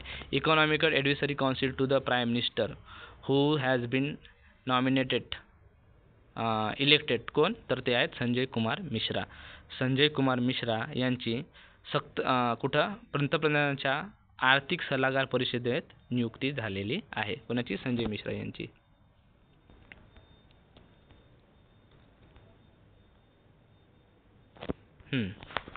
तर 2024 मध्ये भारत जगातील द्वितीय क्रमांकाचा आहे चहा निर्यातदार आहे. ठीक आहे, काय चहा निर्यातदार आहे. तर सर्वात मोठा चहा निर्यातदार कोण आहे, तर केनिया आहे. केनिया हा अव्वल स्थानावर आहे. केनिया काय अव्वल स्थानावर आहे चहा निर्यातीमध्ये. आणि आधी श्रीलंका होता, तर श्रीलंकाला मागे टाकत भारत आता किती नंबरवर गेला, दुसऱ्या. आणि पहिल्या नंबरवर कोण आहे चहा निर्यातीमध्ये, केनिया हा पहिल्या नंबरवर आहे. ओके, देन नेक्स्ट तर भारतीय महिला आपल्या कोण, रोशनी नादर या काय तर जगातील अव्वल 10 सर्वात श्रीमंत महिलांमध्ये पहिल्या भारतीय कोण आहे, तर त्या रोशनी नादर. ठीक आहे, टॉप 10 सर्वात श्रीमंत महिलांमध्ये प्रवेश करण्याची पहिली भारतीय महिला बनण्याचा त्यांना मान मिळालेला. त्या कोण आहेत, त्या HCL टेक्नॉलॉजीच्या त्या अध्यक्ष आहेत. कुठल्या, HCL म्हणजे हाल हिंदुस्तान एरोनॉटिकल लिमिटेड जे काय आहेत त्या अध्यक्ष आहेत.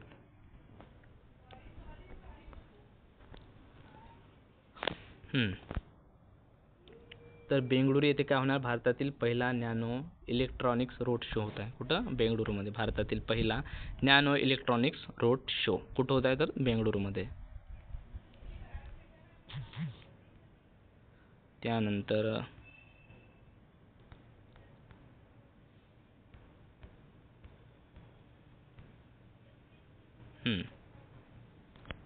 तर काय RBIचा 90वा वर्धापन दिन. ठीक आहे, भारतीय रिझर्व्ह बँक 2025 मध्ये तिचा 90वा वर्धापन दिन साजरा करत आहे.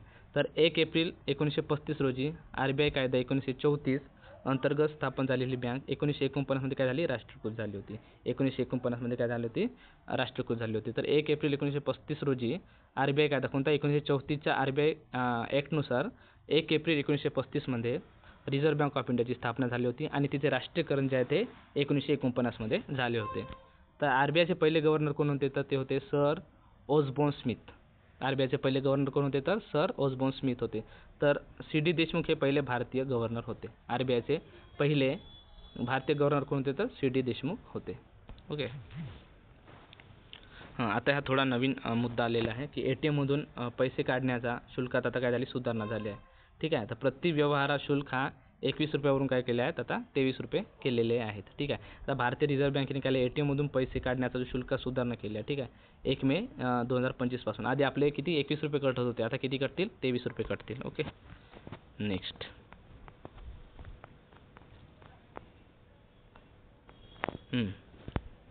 तर जागतिक AI गुंतवणुकीत भारत किती स्थानावर आहे, तर 10व्या क्रमांकावर आहे. किती क्रमांकावर आहे, 10 क्रमांकावर. आणि पहिला क्रमांक कोण आहे, तर अमेरिका आहे. ठीक आहे. पहिल्या क्रमांकावर आहे अमेरिका आहे, तर भारत कितव्या क्रमांकावर आहे?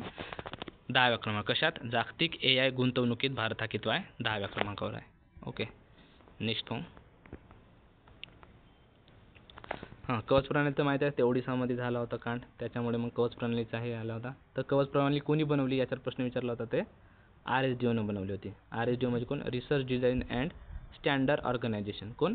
Research design and standard organisation, RDSO ने काय तयार केली? तर कवच प्रणाली तयार केलेली आहे.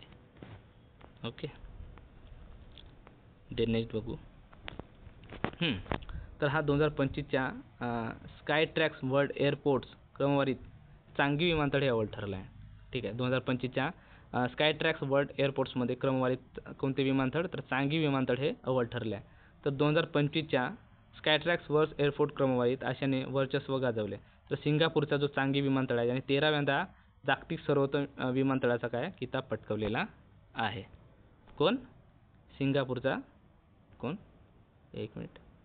सिंगापूरचा चांगी विमानतळाने काय 13व्यांदा जगातील सर्वोत्तम विमानतळाचा किताब पटकावलेला आहे. ठीक आहे. ठीक आहे. तर प्रश्न बनू शकतो की 2025च्या स्कायट्रॅक्स एअरपोर्टमध्ये कोणत्या विमानतळाने अव्वल क्रमांक पटकावला आहे? तर तो कोण आहे? सिंगापूरचा चांगी विमानतळाने यामध्ये प्रथम क्रमांक पटकावलेला आहे. ओके,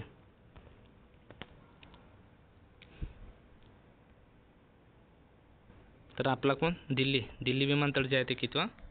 आशियामधून कितव्या खास स्थानावर याच्यावर होते? दक्षिण आशियामध्ये अव्वल स्थानावर होते. ठीक आहे. त्यानंतर MBB तेवढं काही महत्त्वाचं नाही. हा मधुकर बजाज, थोडं म्हणजे बजाज मला तर बजाज ऑटो. ठीक आहे. नामवंत उद्योगपती हे मधुर बजाज यांचे निधन झाले आहे. ठीक आहे. बजाज ऑटो याने जागतिक स्तरावर स्थान मजबूत केले होते. ठीक आहे. Society of India automobile manufacturers आणि Maratha chamber of commerce industries agriculture याचे ते अध्यक्ष म्हणून काम केले. ठीक आहे. तर तेवढं काय महत्त्वाचा मुद्दा नाही, याच्यावर प्रश्न विचारतील. ओके, त्यानंतर आपण आता सामाजिक घडामोडी बघू. कर्करोगाला एक अधीन सूचनापत्र रोग बनवण्याची मागणी करण्यात आलेली आहे. ठीक आहे. हा पण तेवढा काही इम्पॉर्टंट प्रश्न आहे, याच्यावर बनेल. त्याच्यानंतर आपण बघू महत्त्वाचा प्रश्न. तर हा एक महत्त्वाचा मुद्दा आहे. कोणता? की प्रधानमंत्री मुद्रा योजनेचा 10वा वर्धापन दिन. ठीक आहे. कितवा? 10वा वर्धापन दिन. तर ही योजना कधी? 2015ची आहे. कधीची आहे योजना?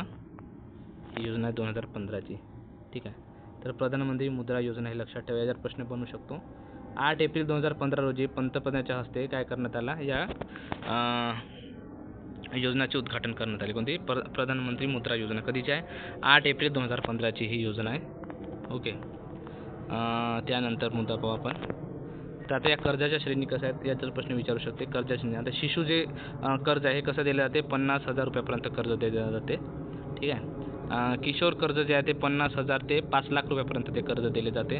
आणि तरुण जे आहे ते 5 लाख ते 10 लाख रुपयापर्यंत कर्ज दिले जाते. आणि तरुण प्लस किती? तर 10 लाख ते 20 लाख रुपयापर्यंत कर्ज दिले जाते. ओके,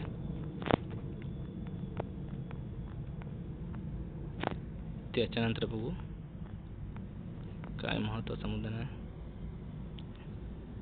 प्रोजेक्ट परी हा महत्त्वाचा आहे. प्रोजेक्ट परी काय आहे? तर हा प्रोजेक्ट परी काय आहे?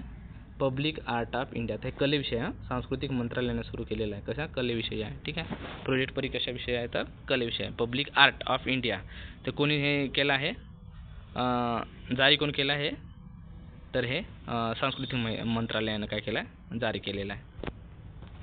प्रोजेक्ट परी हा मोस्ट इम्पॉर्टंट क्वेश्चन. कोणता आता? केरळ ठरले ज्येष्ठ नागरिक आयोग स्थापन करणारे पहिले राज्य. तर हा फार महत्त्वाचा प्रश्न आहे. केरळ काय ठरले आहे? ज्येष्ठ नागरिक आयोग स्थापन करणारे पहिले राज्य ठरलेले आहे. केरळ राज्याने ज्येष्ठ नागरिक आयोग विधेयक 2025 मंजूर केले. ज्येष्ठ नागरिक आयोग स्थापन करणारे हे भारतातील पहिले राज्य बनलेले आहे. कोणते? केरळ हे भारतातील ज्येष्ठ नागरिक आयोग स्थापन करणारे पहिले राज्य ठरलेले आहे. हा मोस्ट इम्पॉर्टंट क्वेश्चन आहे. ठीक आहे का? मोस्ट इम्पॉर्टंट क्वेश्चन आहे, तुम्ही लक्षात ठेवा. ठीक आहे. केरळ काय ठरले आहे? तर ज्येष्ठ नागरिक आयोग स्थापन करणारे पहिले राज्य ठरलेले आहे. त्याच्यानंतरचा पाहू आपण मुद्दा. राज्यसेवाने एकदा विचारला होता प्रश्न, झारखंडचा सरहुल महोत्सव. तर सरहुल महोत्सव हा कुठे पार पाडला जातो? तर हा झारखंडमध्ये पार पाडला जातो. कुठं? झारखंडमध्ये पार पाडला जातो. तर जम्मू काश्मीरमध्ये काय महिलांसाठी मोफत बस सेवा सुरू करण्यात आली? 1 एप्रिल 2025 रोजी महिलांसाठी मोफत बस सेवा सुरू केलेली आहे. कुठं? जम्मू काश्मीरमध्ये.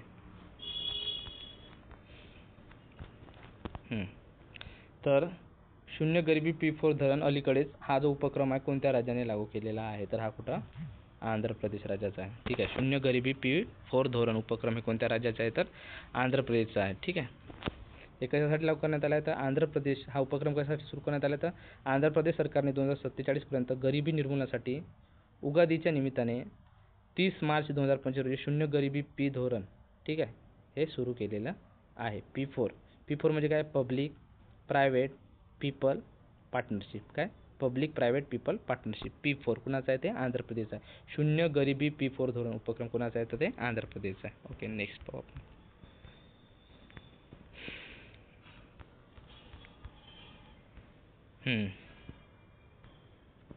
हा एक महत्त्वाचा मुद्दा आहे.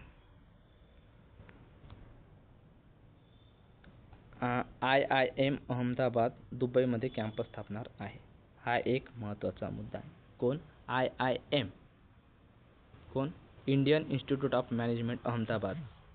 आणि संयुक्त अरब अमिराती सरकारने काय 2025 मध्ये हा मुंबईत करार केला की दुबईमध्ये काय करणार आहेत? तर कॅम्पस स्थापन करणार आहेत. कोण कोण?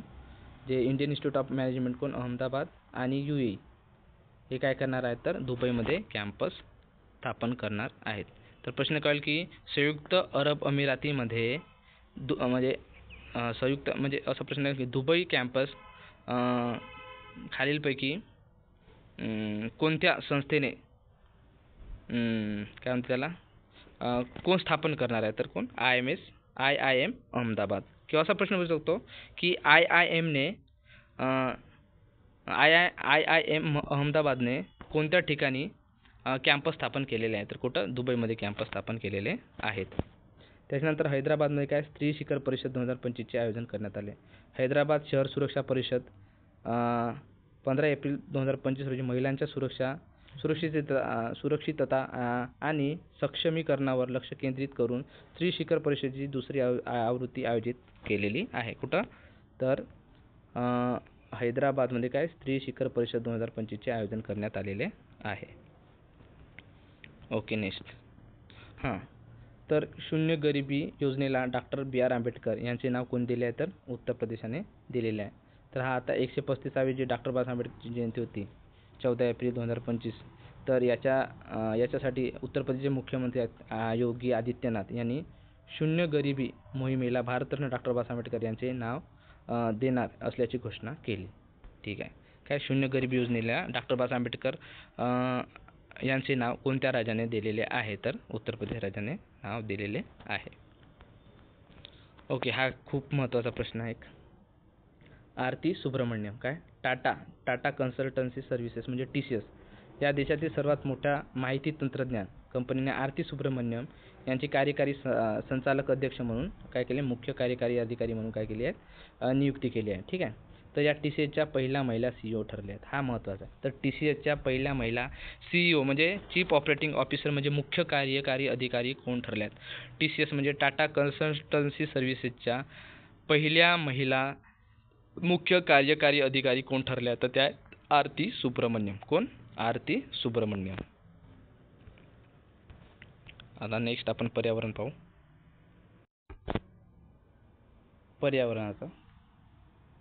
पर्यावरण.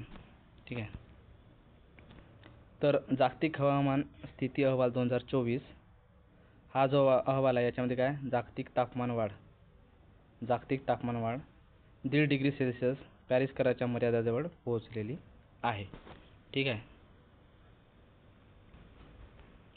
तर ही परिषद कुठे झाली होती? नोव्हेंबर 2024 मध्ये बाकू येथे झालेल्या संयुक्त राष्ट्रीय हवामान परिषदेत म्हणजे आपले जे COP आहे कॉन्फरन्स ऑफ पार्टीज 29 ही कुठे झाली होती? तर बाकू अझरबैजान येथे झाली होती. तर याचा प्रश्न पडू शकतो की COP 29 कुठे झाली? तर ते अझरबैजान बाकू येथे झालेली होती. ठीक आहे. राष्ट्रीय हवामान परिषद, संयुक्त राष्ट्रीय हवामान परिषद. ठीक आहे. जागतिक हवामान संघटनेने हा अहवाल प्रसिद्ध केला होता. ठीक आहे.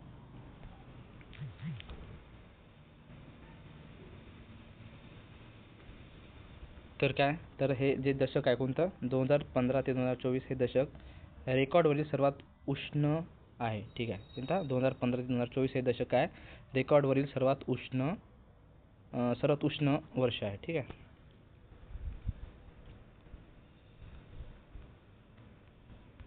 त्याच्यानंतर आपण पाहू भारतातील पहिले हवामान बदल केंद्र कुठं.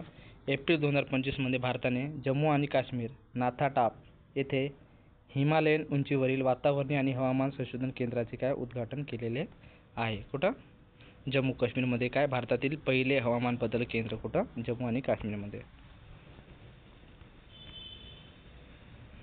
हा एक महत्त्वाचा मुद्दा. इंदूरमध्ये भारतातील पहिली PPP green waste processing plant काय होता स्थापित होणार आहे. ठीक आहे, स्थापन केली जाणार आहे. कुठं इंदूरमध्ये बिचोली हापसी येथे PPC मॉडेल अंतर्गत काय पहिला ग्रीन वेस्ट प्रोसेसिंग प्लांट स्थापित केला जाणार आहे. ठीक आहे, तर पहिल्या ग्रीन वेस्ट प्रोसेसिंग प्लांटची स्थापना कुठे होणार आहे, तर ते इंदूरमध्ये होणार आहे. कुठं होणार आहे, इंदूरमध्ये. पहिला ग्रीन वेस्ट प्रोसेसिंग प्लांट म्हणजे PPP पहिला ग्रीन वेस्ट प्रोसेसिंग प्लांट कुठं होत आहे, तर इंदूरमध्ये होत आहे.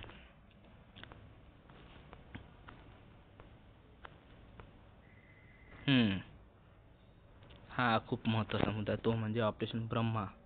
ठीक आहे, म्यानमार आणि थायलंडमध्ये भूकंप आला होता अलीकडे. तर 28 मार्च 2025 रोजी किती 7.7 तीव्रतेचा भूकंप आला होता. कुठं म्यानमार थायलंड येथे. ठीक आहे, तर 10 किलोमीटर खोलीवर हा भूकंप होता. या भूकंपामुळे काय झालं तर म्यानमारमध्ये 300हून अधिक लोक मरण पावले. याच्यात महत्त्वाचा मुद्दा म्हणजे काय विचारलं तर ऑपरेशन ब्रह्मा. हा फार महत्त्वाचा आहे. हा काय फार महत्त्वाचा मुद्दा आहे ऑपरेशन ब्रह्मा. तर म्यानमारच्या भूकंपाला प्रतिसाद म्हणून भारताने मानवतावादी मदत आणि आपत्ती निवारण प्रदान करण्यासाठी ऑपरेशन ब्रह्मा सुरू केले. ठीक आहे, ऑपरेशन ब्रह्मा कोणाला म्यानमारमध्ये जो भूकंप आला होता त्याला प्रतिसाद म्हणून भारताने जे मानवतावादी मदत केली होती तर ते कोणत्या ऑपरेशन थ्रू केली होती. ठीक आहे, अलीकडेच म्यानमारमध्ये आल्या भूकंपाला भारताने मदत केली. तर ज्या म्हणजे ऑपरेशन केली त्या ऑपरेशनचं नाव काय, तर त्या ऑपरेशनचं नाव काय तर ऑपरेशन ब्रह्माने भारताने त्याला काय केली होती मदत केली. तर भारताने कोणकोणती मदत केली तर भारताच्या नौदलाची जी जहाजे Satpura, Savitri, Karmuk, landing craft, utility अशा 52 आवश्यक मदत साहित्य घेऊन ते म्यानमारमधील यांगूनला रवाना झालेल्या होत्या. ठीक आहे, त्याच्यानंतर बघू आपण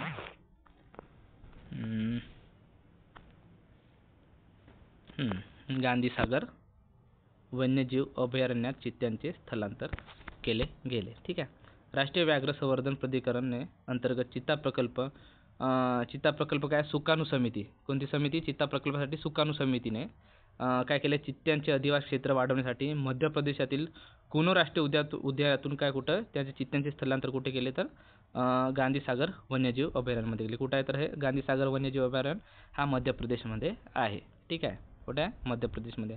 राजस्थानच्या सीमेवर असलेला हा 368 चौरस किलोमीटर पसरलेला आहे. ठीक आहे, तर हे जे आपले चित्त्याचे जे आहेत चित्ता प्रकल्प कोणत्या समितीने सुरू केले आहेत तर सुकाणू समिती म्हणजे चित्त्याचे अधिवास एका जागेवरून दुसरे जे मूव ऑन करायचं आहे ते कोणी सुरू केलं तर सुकाणू समिती. तर प्रश्न विचारू शकते चित्ता प्रकल्पासाठी कोणती समिती आहे तर कोणती समिती आहे तर ही सुकाणू समिती.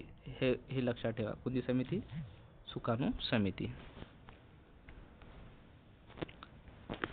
तर काय झज्जर बचोली ही पंजाबमधील पहिली बिबट्या सफारी. कोणती झज्जर बचोली काय आहे पहिली बिबट्या सफारी कुठली आहे पंजाबमधली आहे. ओके,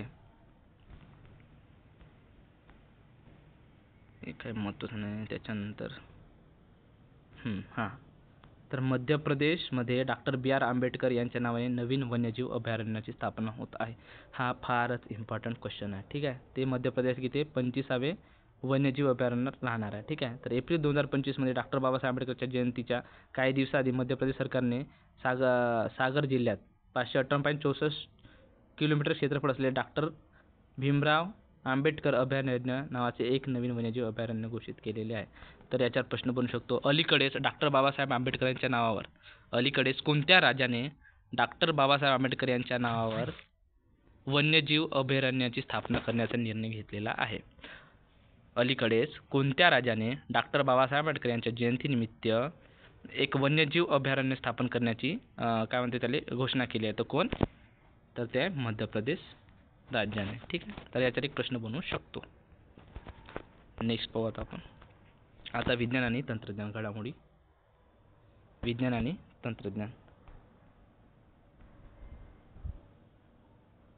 तर भारतात कार्टी सेल थेरपी आहे. ठीक आहे, काय आहे भारतातील पहिल्या chimeric antigen receptor T cell therapy. ठीक आहे, हे क्लिनिकल चाचणीच्या निकालावर ल्युकेमिया म्हणजे काय अस्थिमज्जा आणि रक्तावर परिणाम करणारा कर्करोग आहे ल्युकेमिया. आणि लिम्फोमाच्या काय तर लसिका प्रणालीचा हा कर्करोग आहे. तर रुग्णामध्ये किती 73% प्रतिसाद हा नोंदवला गेला आहे. ठीक आहे, तर भारतातील कार्टी सेल थेरपी तर याच्यावर प्रश्न म्हणू शकते भारतातील कार्टी सेल थेरपी कुठे राबवण्यात आली होती? तर हे कुठं? IIT बॉम्बे. IIT बॉम्बे हे पहिलं आहे ज्याच्यात हे कार्टी सेल थेरपी राबवण्यात आलेली होती.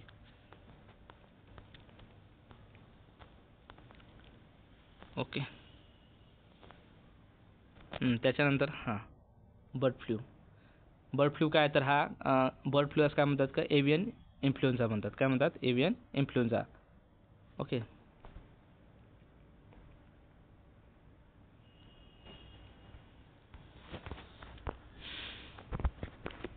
म्हटलं होतं ना का भारतातील पहिली मंजुरी का कार्टिसेल जे थेरपी आहे कुठं?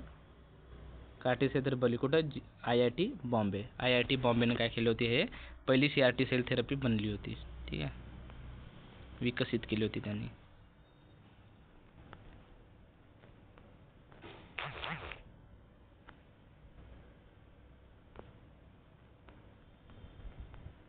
त्याच्यानंतर पाहू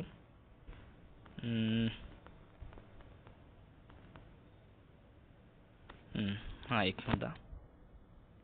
डॉक्टर शिवकुमार कल्याण रामन यांची काय NRFच्या CEO पदी नियुक्ती झाली आहे. कोण? डॉक्टर शिवकुमार कल्याण रामन यांचं काय अनुसंधान नॅशनल रिसर्च फाउंडेशन म्हणजे ANRF अनुसंधान नॅशनल रिसर्च फाउंडेशन त्याचे या CEO पदी त्यांची नियुक्ती झाली. म्हणजे डॉक्टर शिवकुमार कल्याण रामन यांची नियुक्ती झालेली आहे. ओके, नेक्स्ट पाहू आपण.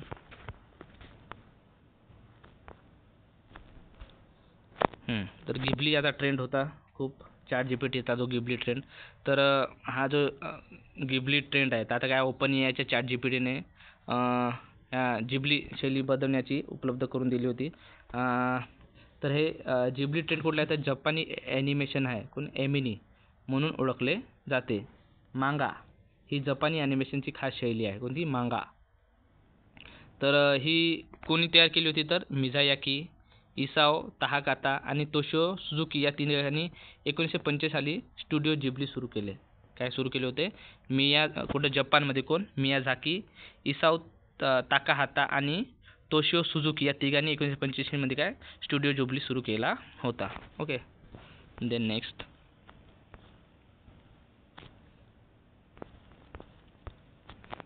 आता संरक्षण घडामोडी या फार महत्त्वाच्या आहेत. ओके, तर सुनीता विल्यम्स अंतराळावरून पृथ्वीवर परत आल्या. त्या तब्बल किती दिवस होत्या? तर 286 दिवस. हा प्रश्न याच्यावर बनू शकते की सुनीता विल्यम काय अंतराळ पृथ्वीवर म्हणजे सुनीता विल्यम अंतराळात किती दिवस अडकल्या होत्या? तर किती? 286 दिवस त्या तिथे अडकल्या होत्या. तर हा इव्हन नंबर आहे, ठेवण्यासाठी सोपा आहे. 2 अधिक 6 मधातले 8 286 दिवस. ठीक आहे. तर अंतराळात अडकलेले त्यांच्यासोबत कोण होते? नासाचे अंतराळ कोण? सुनीता विल्यम्स आणि कोण? बूच विल्मोर. त्यांच्यासोबत कोण होते? बूच विल्मोर. सुनीता विल्यम सोबत कोण होते? बूच विल्मोर. तर किती? ते तब्बल 286 दिवस त्या तिथे लटकून होत्या. ठीक होतं स्पेस एक्समध्ये. स्पेस एक्सच्या स्क्रू ड्रॅगन कॅप्सूलद्वारे त्या भारतीय वेळेनुसार 19 मार्च 2025 रोजी पहाटे 3:27 काय पृथ्वीवर सुखरूप पोहोचलं. तर तो स्पेस एक्सचं काय क्रू ड्रॅगन कॅप्सूल आहे. तर सुनीता विल्यम्स कुठे? अंतराळात होत्या. ठीक आहे, किती दिवस? 286 दिवस त्या तिथे अडकून होत्या. तर सुनीता विल्यम्स सोबत कोण? सुनीता विल्यम्स आणि त्यांच्यासोबत होते बूच विल्मोर. ठीक आहे, तर हे दोघे तिथे होते. आणि नासाचे अंतराळवीर निक हेग आणि रशियाचे कोण? अलेक्झांडर गोबुर्नोव हे देखील पृथ्वीवर परतले त्यांच्यासोबत.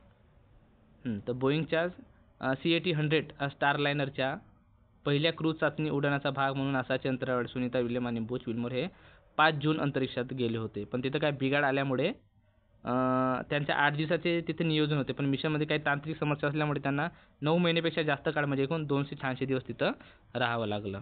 ठीक आहे. आणि याच्यामध्ये मग रेकॉर्डसुद्धा फार आपण थोडीशी सुनीता विल्यमबद्दल माहिती घेऊ. सुनीता विल्यम काय तर या माजी US नेव्ही कॅप्टन आणि नासाच्या अंतराळवीर सुनीता विल्यम्स यांचे वडील कोण दीपक पंड्या हे काय डॉक्टर असून ते मूळचे गुजरातील मेहसाणा जिल्ह्यातील आहेत. तर प्रश्न बनू शकतो की सुनीता विल्यम्स या मूळच्या कुठल्या, तर त्या गुजरातच्या आहेत नाही का. त्या कुठल्या आहेत? गुजरातच्या आहेत.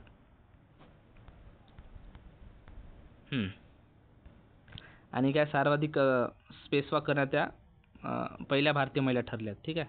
स्पेसवॉक करणाऱ्या त्या पहिल्या भारतीय महिला ठरलेल्या आहेत. त्यांनी जवळपास 62 तास 6 मिनिटे एवढी नोंदवत पेटी विल्सन यांचा काय मागील 60 तास 21 मिनिटाचा विक्रम मागे टाकला. तर हा विक्रम त्यांचा लक्षात ठेवा. कोणाचा? तर प्रश्न बनू शकतो की याच्यामध्ये कुठं अंतराळात राहण्याचा जो टायमिंग आहे बरोबर आहे, तर त्यांनी कोणाला पिछाडला आहे. ठीक आहे. त्यांना कोणाला मागं टाकलं आहे, तर कोणाला पेगी विट्सन यांना मागे टाकत सुनीता विल्यम्स काय पहिल्या क्रमांकावर पोहोचले आहेत. ठीक आहे. त्याच्यानंतर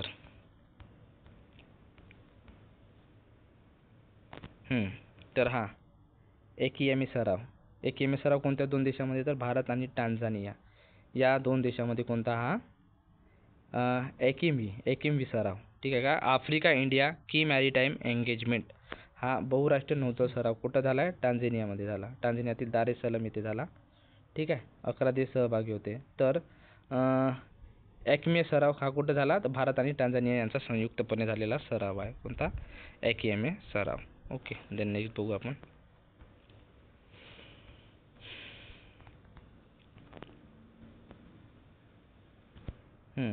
तर प्रचंड काय, तर भारतीय लष्कराने पूर्व कमांड अंतर्गत 25 ते 27 मार्च 2025 दरम्यान अरुणाचल प्रदेश येथे प्रचंड प्रहार हा त्रिसेवा बहुएकात्मिक बहुडोमेन युद्ध सराव आयोजित केला होता. तर प्रचंड प्रहार हा जो लष्कर सराव आहे कुठे आयोजित करण्यात आला होता? तर अरुणाचल प्रदेशमध्ये आयोजित करण्यात आलेला होता. ओके.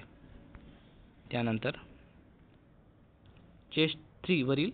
चंद्रयान 3 वरील हा चेस्ट काय भारताच्या चांद्रयान 3 मोहिमेतील चेस्ट हे चंद्राच्या दक्षिण ध्रुवाजवळील भूपृष्ठाचे तापमान यशस्वीरित्या मोजणारे पहिले उपकरण ठरले आहेत. कोणते?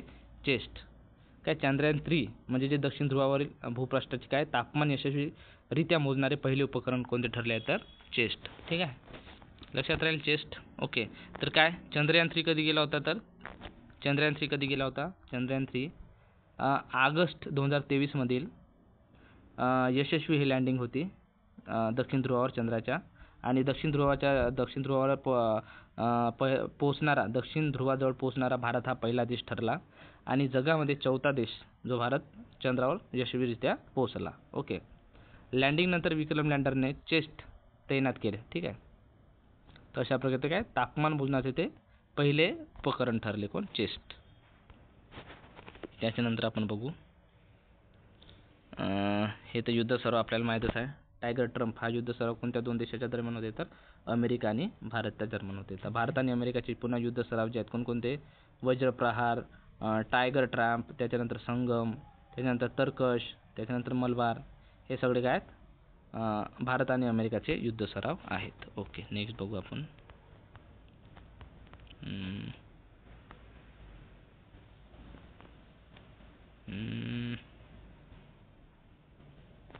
आपण फ्रान्सकडून खरेदी करतो. भारत काय फ्रान्सकडून किती 26 राफेल विमाने खरेदी करणार आहे. ओके.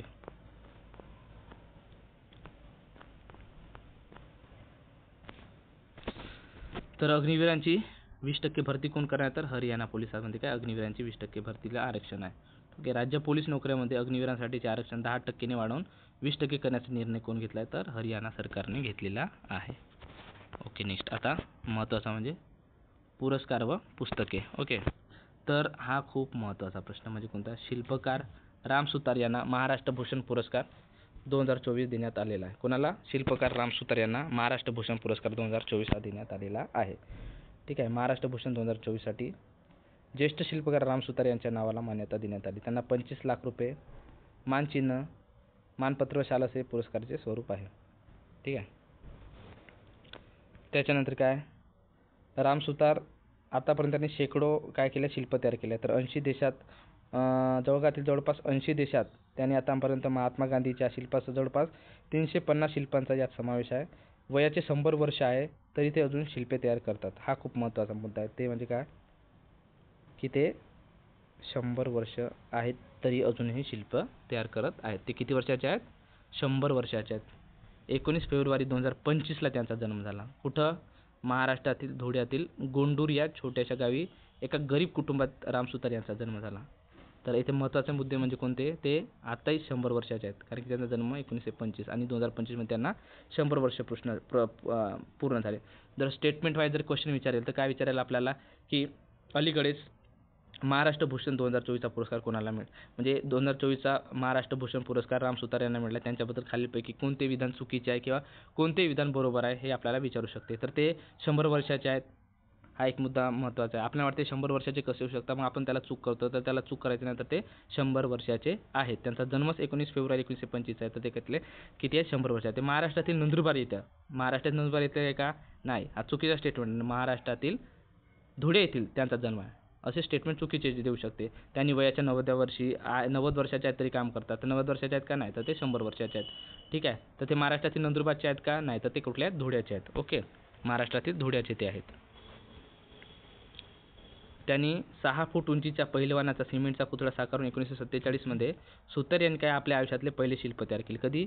भारत जेव्हा स्वातंत्र्य झाला तर लक्षात ठेवायचा, 1947 मध्ये राम सुतार यांनी आयुष्यातले पहिले शिल्प तयार केले होते. तर ते कुठले विद्यार्थी आहेत? तर ते 1949 त्यांनी मुंबई येथील प्रसिद्ध जे स्कूल ऑफ आर्ट्समध्ये प्रवेश घेतला होता. ठीक आहे. तर ते जे ऑफ आर्ट्समध्ये त्यांनी त्यांचे शिक्षण पूर्ण केलेले आहे. तर राम सुतार यांनी 1960 पासून त्यांचा स्वतंत्र स्टुडिओ उभारला. ठीक आहे. त्याचं नाव काय? Ram Sutar art creation private limited. Okay. त्यांनी आतापर्यंत काय किती? तर डॉक्टर बाबासाहेब आंबेडकर यांच्या म्हणजे संसदेच्या आवारात जे आहेत महात्मा गांधी, छत्रपती शिवाजी महाराज, महात्मा ज्योतिबा फुले, छत्रपती शाहू महाराज आणि डॉक्टर बाबासाहेब आंबेडकर यांच्यासह देशाला मार्गदर्शन ठरणाऱ्या महान व्यक्तींचे किती? 16 पुतळे राम सुतार यांनी साकारले. तर भारत देशातील 15 महान व्यक्तीचे पुतळे साकारले. तर 15 स्वीकारले का? साकारले का? नाही, तर किती? 16 पुतळे राम सुतार यांनी साकारलेले आहेत. मग 16 आकडा लक्षात ठेवायचा. ठीक आहे.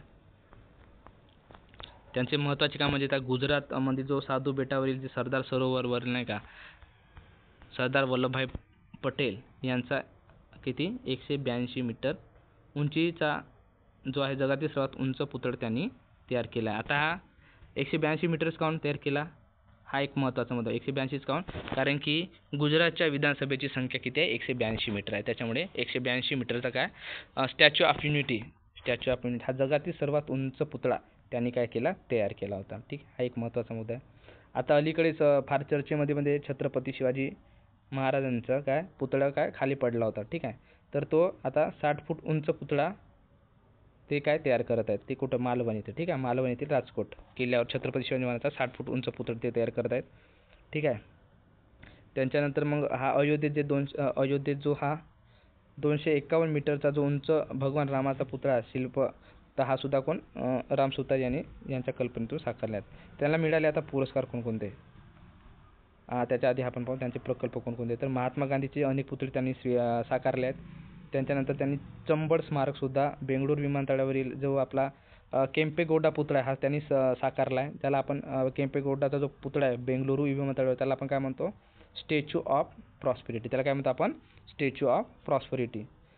ब्रह्मा सरोवर येथील कृष्ण अर्जुन रथ स्मारक त्यांनी साकारलेला आहे. आता त्यांना मिळालेले पुरस्कार पाहू आपण. त्यांना कोणते कोणते पुरस्कार मिळाले आहेत? तर पद्मभूषण पुरस्कार मिळाला 2016चा, पद्मश्री पुरस्कार मिळाला, त्यांना पद्मविभूषण पुरस्कार मिळाला नाही. तर लिस्टमध्ये येऊ शकते खालीपैकी कोणता पुरस्कार राम सुतार यांना देण्यात आलेला नाही. मग ऑप्शन आता पद्मश्री, पद्मभूषण, पद्मविभूषण आणि महाराष्ट्र भूषण. मग त्यावेळी आपल्याला कन्फ्युजन होते. तर पद्मश्रीमधला जो सर्वात वरच्या लेवलचा आहे कोणता? पद्मविभूषण हा त्यांना मिळालेला नाही. पद्मविभूषण त्यांना मिळालेला नाही. तर त्यांना मिळालेला आहे पद्मभूषण, पद्मश्री, महाराष्ट्र भूषण, त्याच्यानंतर केंद्रीय सांस्कृतिक मंत्रालयाचा टागोर पुरस्कार त्यांना मिळालेला आहे. तर आता महाराष्ट्र भूषण पुरस्काराबद्दल आपण थोडी माहिती बघू. महाराष्ट्र भूषण पुरस्कार काय, तर हा महाराष्ट्र शासनाकडून देणारा हा सर्वोच्च पुरस्कार आहे. महाराष्ट्राचा सर्वोच्च पुरस्कार कोणता आहे, तर महाराष्ट्र भूषण पुरस्कार. तर याची स्थापना कधीची आहे, 1996ची आहे. महाराष्ट्र भूषण पुरस्काराची स्थापना कधी आहे, तर 1996ची. तर प्राईस किती दिले जातं, तर 25 लाख रुपये दिले जाते आणि एक मानपत्र दिले जाते. ठीक आहे. तर काय सप्टेंबर 2012 महाराष्ट्र भूषण पुरस्काराच्या निकषामध्ये काय केला, बदल करण्यात आला. तर काय त्याचा, तर परप्रांतीय व्यक्तीचे महाराष्ट्रात किमान किती 15 वर्ष वास्तव्य असणे आवश्यक आहे. तर आजवरचे पुरस्कार जर पाहिले आपण, तर 1997चा जो हा पहिला महाराष्ट्र भूषण पुरस्कार कोणाला आला, पु ल देशपांडे, म्हणजे आपले पुरुषोत्तम लक्ष्मण देशपांडे, भाई की व्यक्ती की वल्ली, आपण त्यांच्याबद्दल हे पुस्तक आहे, त्यांचे आत्मचरित्र आहे, भाई व्यक्ती की वल्ली. ठीक आहे. तर 1997चा जो पहिला पुरस्कार होता कोणाला देण्यात आला होता, तर हा पु ल देशपांडे यांना देण्यात आला, कारण की 1996ची स्थापना आहे. तर पहिला कोणाला देण्यात आला, 1997मध्ये कोणाला देण्यात आला, पु ल देशपांडे यांना देण्यात आला. ठीक आहे. आणि अलीकडे कोणाकोणाला भेटला आहे, तर आपले अशोक मामा, अशोक सराफ, चित्रपट क्षेत्रातील योगदानासाठी त्यांना मिळाला 2023चा, आणि हा 2024चा कोणाला, राम सुतार यांना. कोणत्या क्षेत्रातच, शिल्पकला क्षेत्राच्या योगदानात त्यांना हा पुरस्कार मिळालेला आहे. ओके. त्याच्यानंतर हा महत्त्वाचा प्रश्न, स्टॉकहोम वॉटर प्राईज 2025चा पुरस्कार कोणाला मिळाला आहे, तर ऑस्ट्रेलियाचे हे जलशास्त्रज्ञ कोण, गुंटर ब्लोशल. कोण, गुंटर ब्लोशल. कुठले आहेत हे, ऑस्ट्रेलियाचे जलशास्त्रज्ञ आहेत कोण, गुंटर ब्लोशल. यांना कोणता पुरस्कार मिळाला, तर स्टॉकहोम वॉटर प्राईज पुरस्कार त्यांना देण्यात आलेला आहे. कोणता पुरस्कार, स्टॉकहोम वॉटर पुरस्कार कोणाला देण्यात आला, तर गुंटर ब्लोशल. ओके. तर ते काय, तर ते व्हिएना युनिव्हर्सिटीमध्ये काय आहेत, प्राध्यापक आहेत. ओके. त्याच्यानंतर हा आबेल पुरस्कार, आबेल पुरस्कार 2025 कोणाला देण्यात आला आहे, तर मसाकी काशीवारा. मसाकी काशीवारा यांना काय देण्यात आला आहे, आबेल पुरस्कार 2025 दिला आहे. तर त्या कुठल्या आहेत, तर त्या कुठल्या आहेत, जपानी गणितज्ञ आहेत. कोण आहे त्या, जपानी गणितज्ञ मसाकी काशीवारा. यांना कशासाठी, तर यांना अल्जेब्रिक ॲनालिसिस आणि रिप्रेझेंटेशन थेअरीमधील त्यांच्या अभूतपूर्व योगदानाबद्दल 2025चा काय आबेल पुरस्कार देण्यात आलेला आहे. कोणाला, मसाकी काशीवारा यांना काय आबेल पुरस्कार 2025 काय देण्यात आला. त्या जपानी गणितज्ञ आहेत कोण, मसाकी काशीवारा. त्यांना काय आबेल पुरस्कार 2025 देण्यात आलेला आहे. Okay. Next question, most important question, Vinod Kumar Shukla यांना 59वा ज्ञानपीठ पुरस्कार 2024 काय देण्यात आलेला आहे. विनोद कुमार शुक्ला यांना काय 59वा ज्ञानपीठ पुरस्कार देण्यात आला आहे. कुठे, छत्तीसगडमधील हे प्रसिद्ध हिंदी कवी आणि लेखक कोण, विनोद कुमार शुक्ला यांना काय ज्ञानपीठ पुरस्कार 2025 साठी मार्च 2025 यांची निवड झालेली आहे. ठीक आहे. हा पुरस्कार देशातील सर्वोच्च साहित्यिक सन्मान मानला जातो. ठीक आहे. तर विनोद कुमार शुक्ल हे प्रतिष्ठित पुरस्कार मिळवणारे छत्तीसगडमध्ये पहिले आणि 12वे हिंदी लेखक आहेत. ओके. तर काय हा महत्त्वाचा मुद्दा म्हणजे विनोद कुमार शुक्ला यांना 59वा ज्ञानपीठ पुरस्कार मिळालेला आहे. विनोद कुमार शुक्ला हे कुठले आहेत, छत्तीसगडचे आहेत. कुठले आहेत, छत्तीसगडचे प्रसिद्ध हिंदी लेखक आहेत. ओके. तर त्यांनी पदवी कोणत्या याच्यात घेतली होती, तर कृषी पदवीधर होते. ते किती होते, कृषी पदवीधर होते. आणि काय होते, कृषी महाविद्यालयात प्राध्यापक म्हणून सुद्धा त्यांनी काम केले.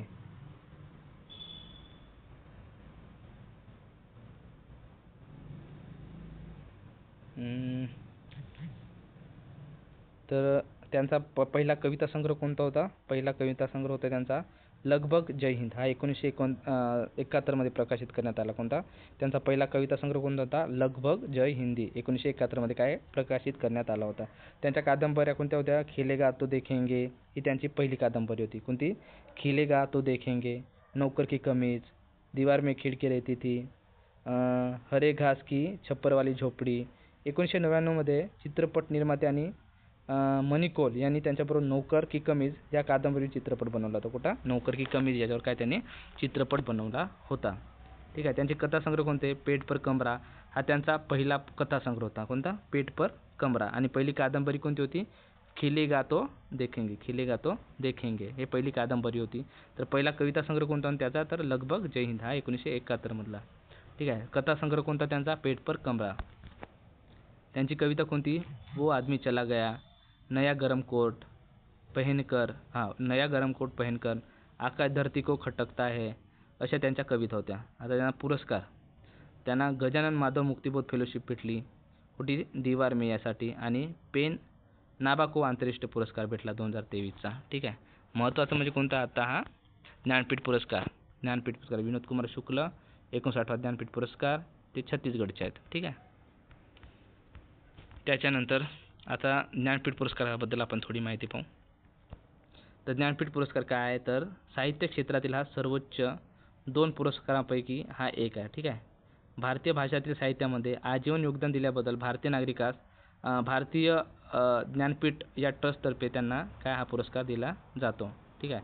आता स्थापना कधी झाली ज्ञानपीठ पुरस्काराची, तर 1961 मध्ये. प्रथम पुरस्कार 1965 साली दिला. त्याला कोणाला? जी शंकर करूप यांच्या उड्डाकुज्जल या मल्याळम कवितासाठी हा पुरस्कार देण्यात आला होता. कोणता? उड्डाकुज्जल या मल्याळम कवितासाठी त्यांना हा पुरस्कार देण्यात आला होता. कोणता? जी शंकर कुरूप यांना. स्थापना कधीची आहे ज्ञानपीठ पुरस्काराची? 1961. तर पहिला पुरस्कार कधीपासून देण्यास सुरुवात झाली, तर 1965 पासून पुरस्कार देण्यास सुरुवात झाली. ठीक आहे. तर पुरस्कार स्वरूप काय, तर 11 लाख रुपये आणि मानपत्र व सरस्वती देवीची कास्य मूर्ती. ठीक आहे. त्याच्यानंतर पाहू आपण आता मराठी भाषेमध्ये कोणाकोणाला मिळाला आहे, तर भालचंद्र नेमाडे यांना भेटला. हिंदू जगण्याची समृद्ध अडगळ 2014 मध्ये भेटला त्यांना. पहिले कोणाला भेटला, तर वि. खांडेकर यांच्या ययाती या 1974 मध्ये जो कादंबरी होती, ययाती कादंबरी, त्याला वि. खांडेकर यांच्या कादंबरीला मिळाला. त्याच्यानंतर विष्णू वामन शिरवाडकर यांच्या विशाखा या कादंबरीसाठी सुद्धा ज्ञानपीठ पुरस्कार मिळाला. त्या आता तुम्ही जर तलाठी वगैरे एक्झामची तयारी करत असाल, त्याच्यामध्ये प्रश्न विचारते की ययाती कादंबरीचे लेखक कोण, किंवा वि. खांडेकर यांची कादंबरी कोणती ययाती, विशाखा या कादंबरीचे लेखक कोण, किंवा विष्णू वामन शिरवाडकर यांची खालीपैकी कोणती कादंबरी या जिला ज्ञानपीठ पुरस्कार मिळाला, तर विशाखा. त्याच्यानंतर विंदा करंदीकरांचे कोणते? अष्टदर्शने. भालचंद्र नेमाडे यांचं पुस्तक आहे कोणतं? हिंदू जगण्याची समृद्ध अडगळ, याला सुद्धा ज्ञानपीठ पुरस्कार मिळाला होता 2014चा. तर हे खूप महत्त्वाचे प्रश्न आहेत. ठीक आहे.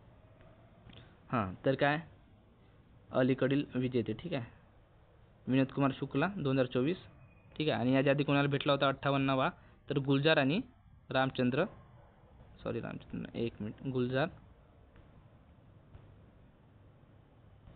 गुलजार आणि कोणाला? रामभद्राचार्य. कोणाला? रामभद्राचार्य. तर गुलजार यांना उर्दूसाठी आणि संस्कृतसाठी कोणाला? तर रामभद्राचार्य यांना 2023चा 58वा ज्ञानपीठ पुरस्कार मिळालेला होता. दामोदर मावजो यांना 2022चा कोकणीसाठी, नीलमणी फुकनना आसामी भाषेसाठी 2021चा मिळाला होता. अकिथम यांना मल्याळम भाषेतील 2019चा पुरस्कार मिळाला मल्याळम भाषेसाठी. आणि अमिताभ घोष यांना 2018 मध्ये इंग्रजी भाषेसाठी मिळालेला होता. ओके. त्याच्यानंतर मग सुदर्शन आठवले यांना साहित्य अकादमी अनुवाद पुरस्कार 2024 देण्यात आलेला आहे. कशासाठी हा पुरस्कार? किती भाषा? 21 भाषातील पुस्तकांची निवड करण्यात आली. ठीक आहे. नेपाळी आणि संस्कृत भाषेसाठी पुरस्कार नंतर जाहीर करण्यात येणार आहेत त्याचे, म्हणजे आता जाहीर करण्यात आलेले आहेत. यावर्षी उर्दू भाषेसाठी पुरस्कार दिला जाणार नाही. तर सुदर्शन आठवले यांना साहित्य अकादमी अनुवाद पुरस्कार. तर मराठी भाषेतील हा सन्मान सुदर्शन आठवले यांना जाहीर झाला. गुरुचरण दास यांचं लिखित इंग्लिश पुस्तक कोणतं? The difficulty of being God. कोणतं पुस्तक? The difficulty of being God या पुस्तकाच्या अनुवादासाठी सुदर्शन आठवले यांना साहित्य अकादमी अनुवाद पुरस्कार 2024 मिळालेला आहे. ठीक आहे. तर कोणाला? सुदर्शन आठवले यांना साहित्य अनुवादक पुरस्कार कोणत्या पुस्तकासाठी? गुरुचरण दास यांच्या the difficulty of being God या पुस्तकाचे मराठी अनुवाद केल्याबद्दल त्यांना हा पुरस्कार मिळालेला आहे. तर किती? 50,000 रोख रक्कम त्यांना मिळालेली आहे. तर 2023चा जो अनुवाद पुरस्कार कोणाला मिळाला होता, तर तो ब्राह्मस एक अज्ञात संशोधन यात्रेची यशोगाथा हा पुस्तक कोणाचा होता? अभय सदावर्ते यांना मिळाला होता. 2023चा अनुवाद पुरस्कार मिळाला होता. पण मराठी भाषा साहित्य अकादमीचा अनुवाद पुरस्कार हा 2023चा कोणाला मिळाला होता, तर अभय सदावर्ते. आणि 2024चा कोणाला मिळाला, तर सुदर्शन आठवले यांना मिळालेला आहे. ओके. त्याच्यानंतर नेक्स्ट पाहू आपण.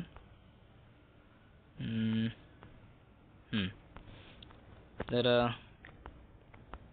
सरस्वती सन्मान हा एक मुद्दा राहून गेला आपला.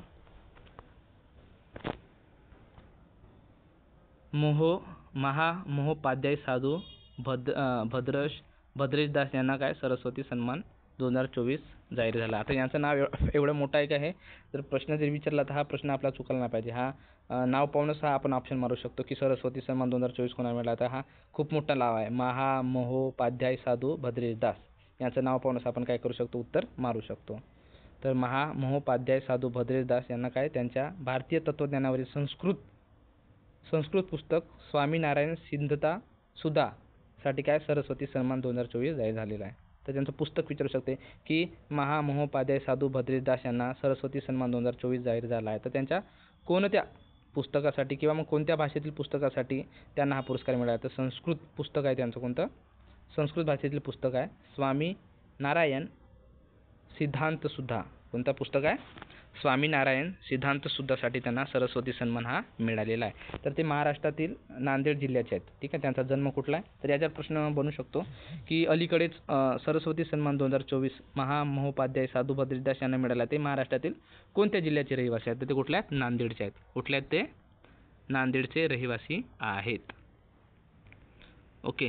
आता सरस्वती सन्मानाबद्दल पाहू. 22 भाषांमध्ये लिहिलेल्या 8व्या अनुसूचीनुसार आपल्या काय 22 भाषांमध्ये लिहिलेल्या गेल्या आणि 10 वर्षात प्रकाशित झालेल्या भारतीय लेखकाच्या साहित्यकृतीला 1991 सालापासून के बिर्ला फाउंडेशन दरवर्षी हा पुरस्कार जाहीर करते. ओके. तर पहिले सरस्वती सन्मान पुरस्कार कोणाला मिळाले होते? 15 लाख रुपये आहे रक्कम पुरस्काराची. पहिले सरस्वती सन्मान विजेते होते हरिवंशराय बच्चन, म्हणजे अमिताभ बच्चनचे वडील. ठीक आहे. त्यांच्या आत्मचरित्रासाठी त्यांना हा पुरस्कार मिळाला होता. तर आतापर्यंतचे मराठी विजेते कोण आहेत? आतापर्यंतचे मराठी विजेते विजय तेंडुलकर, त्यांचं नाटक कन्यादान, महेश एलकुंचवार यांचा नाट्य युगांतसाठी आणि शरण कुमार लिंबाडे यांच्या कादंबरी सनातनसाठी पुरस्कार मिळालेला आहे. ओके. त्याच्यानंतर अलीकडचे विजेते कोण? 2021चा कोणाला? राम दशरथ मिश्रा यांना. त्यांची हिंदी काव्यसंग्रह मैतो याहाहू साठी राम दशरथ मिश्रा यांना पुरस्कार मिळाला होता. अलीकडेच कोणाला? 2021चा कोणाला? राम दशरथ मिश्रा मैतो याहाहू. 2022चा कोणाला मिळाला सरस्वती सन्मान पुरस्कार? तर शिवशंकर यांच्या तामिळ संस्मरण सूर्यवंशमसाठी. 2023चा कोणाला मिळाला? तर प्रभा वर्मा यांच्या मल्याळम कादंबरी रौद्र सात्विकम. 2023चा कोणाला मिळाला? तर प्रभा वर्मा यांच्या मल्याळम कादंबरी रौद्र सात्विकमसाठी त्यांना पुरस्कार मिळाला. 2024चा कोणाला? आता महामहोपाध्याय साधू भद्रेश दास यांना संस्कृत पुस्तक त्यांचं कोणतं? स्वामीनारायण सिद्धांत सुधा याच्यासाठी त्यांना हा पुरस्कार मिळालेला आहे. ओके. तर नेक्स्ट बघू आपण. तर काय चिरंजीवी जे आहेत यांना UKतील जीवनगौरव पुरस्कार मिळाला आहे. लंडन स्थित जे थिंक टँक ब्रिज इंडिया UKने संसदेच्या हाऊस ऑफ कॉमन्स येथे तेलुगू सुपरस्टार चिरंजीवी यांना जीवनगौरव पुरस्काराने सन्मानित केलेले आहे. ओके. तर विजय शंकर यांना काय डेन्मार्क नाईटचा क्रॉस सन्मान देण्यात आलेला आहे. विजय शंकर यांना काय डेन्मार्कचा नाईट क्रॉस पुरस्कार देण्यात आलेला आहे. त्यांच्यानंतर महत्त्वाचा पुरस्कार म्हणजे काय महत्त्वाचा कोण? सुदर्शन पटनाईक यांना फ्रेड डॅरिंग्टन पुरस्कार मिळाला. सुदर्शन पटनाईक काय हे ओडिसाचे आहेत. काय तर हे प्रसिद्ध वाळू शिल्पकार आहेत. तर त्यांना हा पुरस्कार इंग्लंडमध्ये डोरसेट येथील वेमाउथ येथे झालेल्या सँडलवडच्या आंतरराष्ट्रीय वाळू कला महोत्सवात त्यांना हा पुरस्कार देण्यात आलेला होता. म्हणजे देण्यात आलेला आहे. कोणाला? सुदर्शन पटनाईक यांना. वाळू शिल्पकार ओडिसाचे आहेत. त्याच्यानंतर काय तेवढे इम्पॉर्टंट पुरस्कार नाहीत.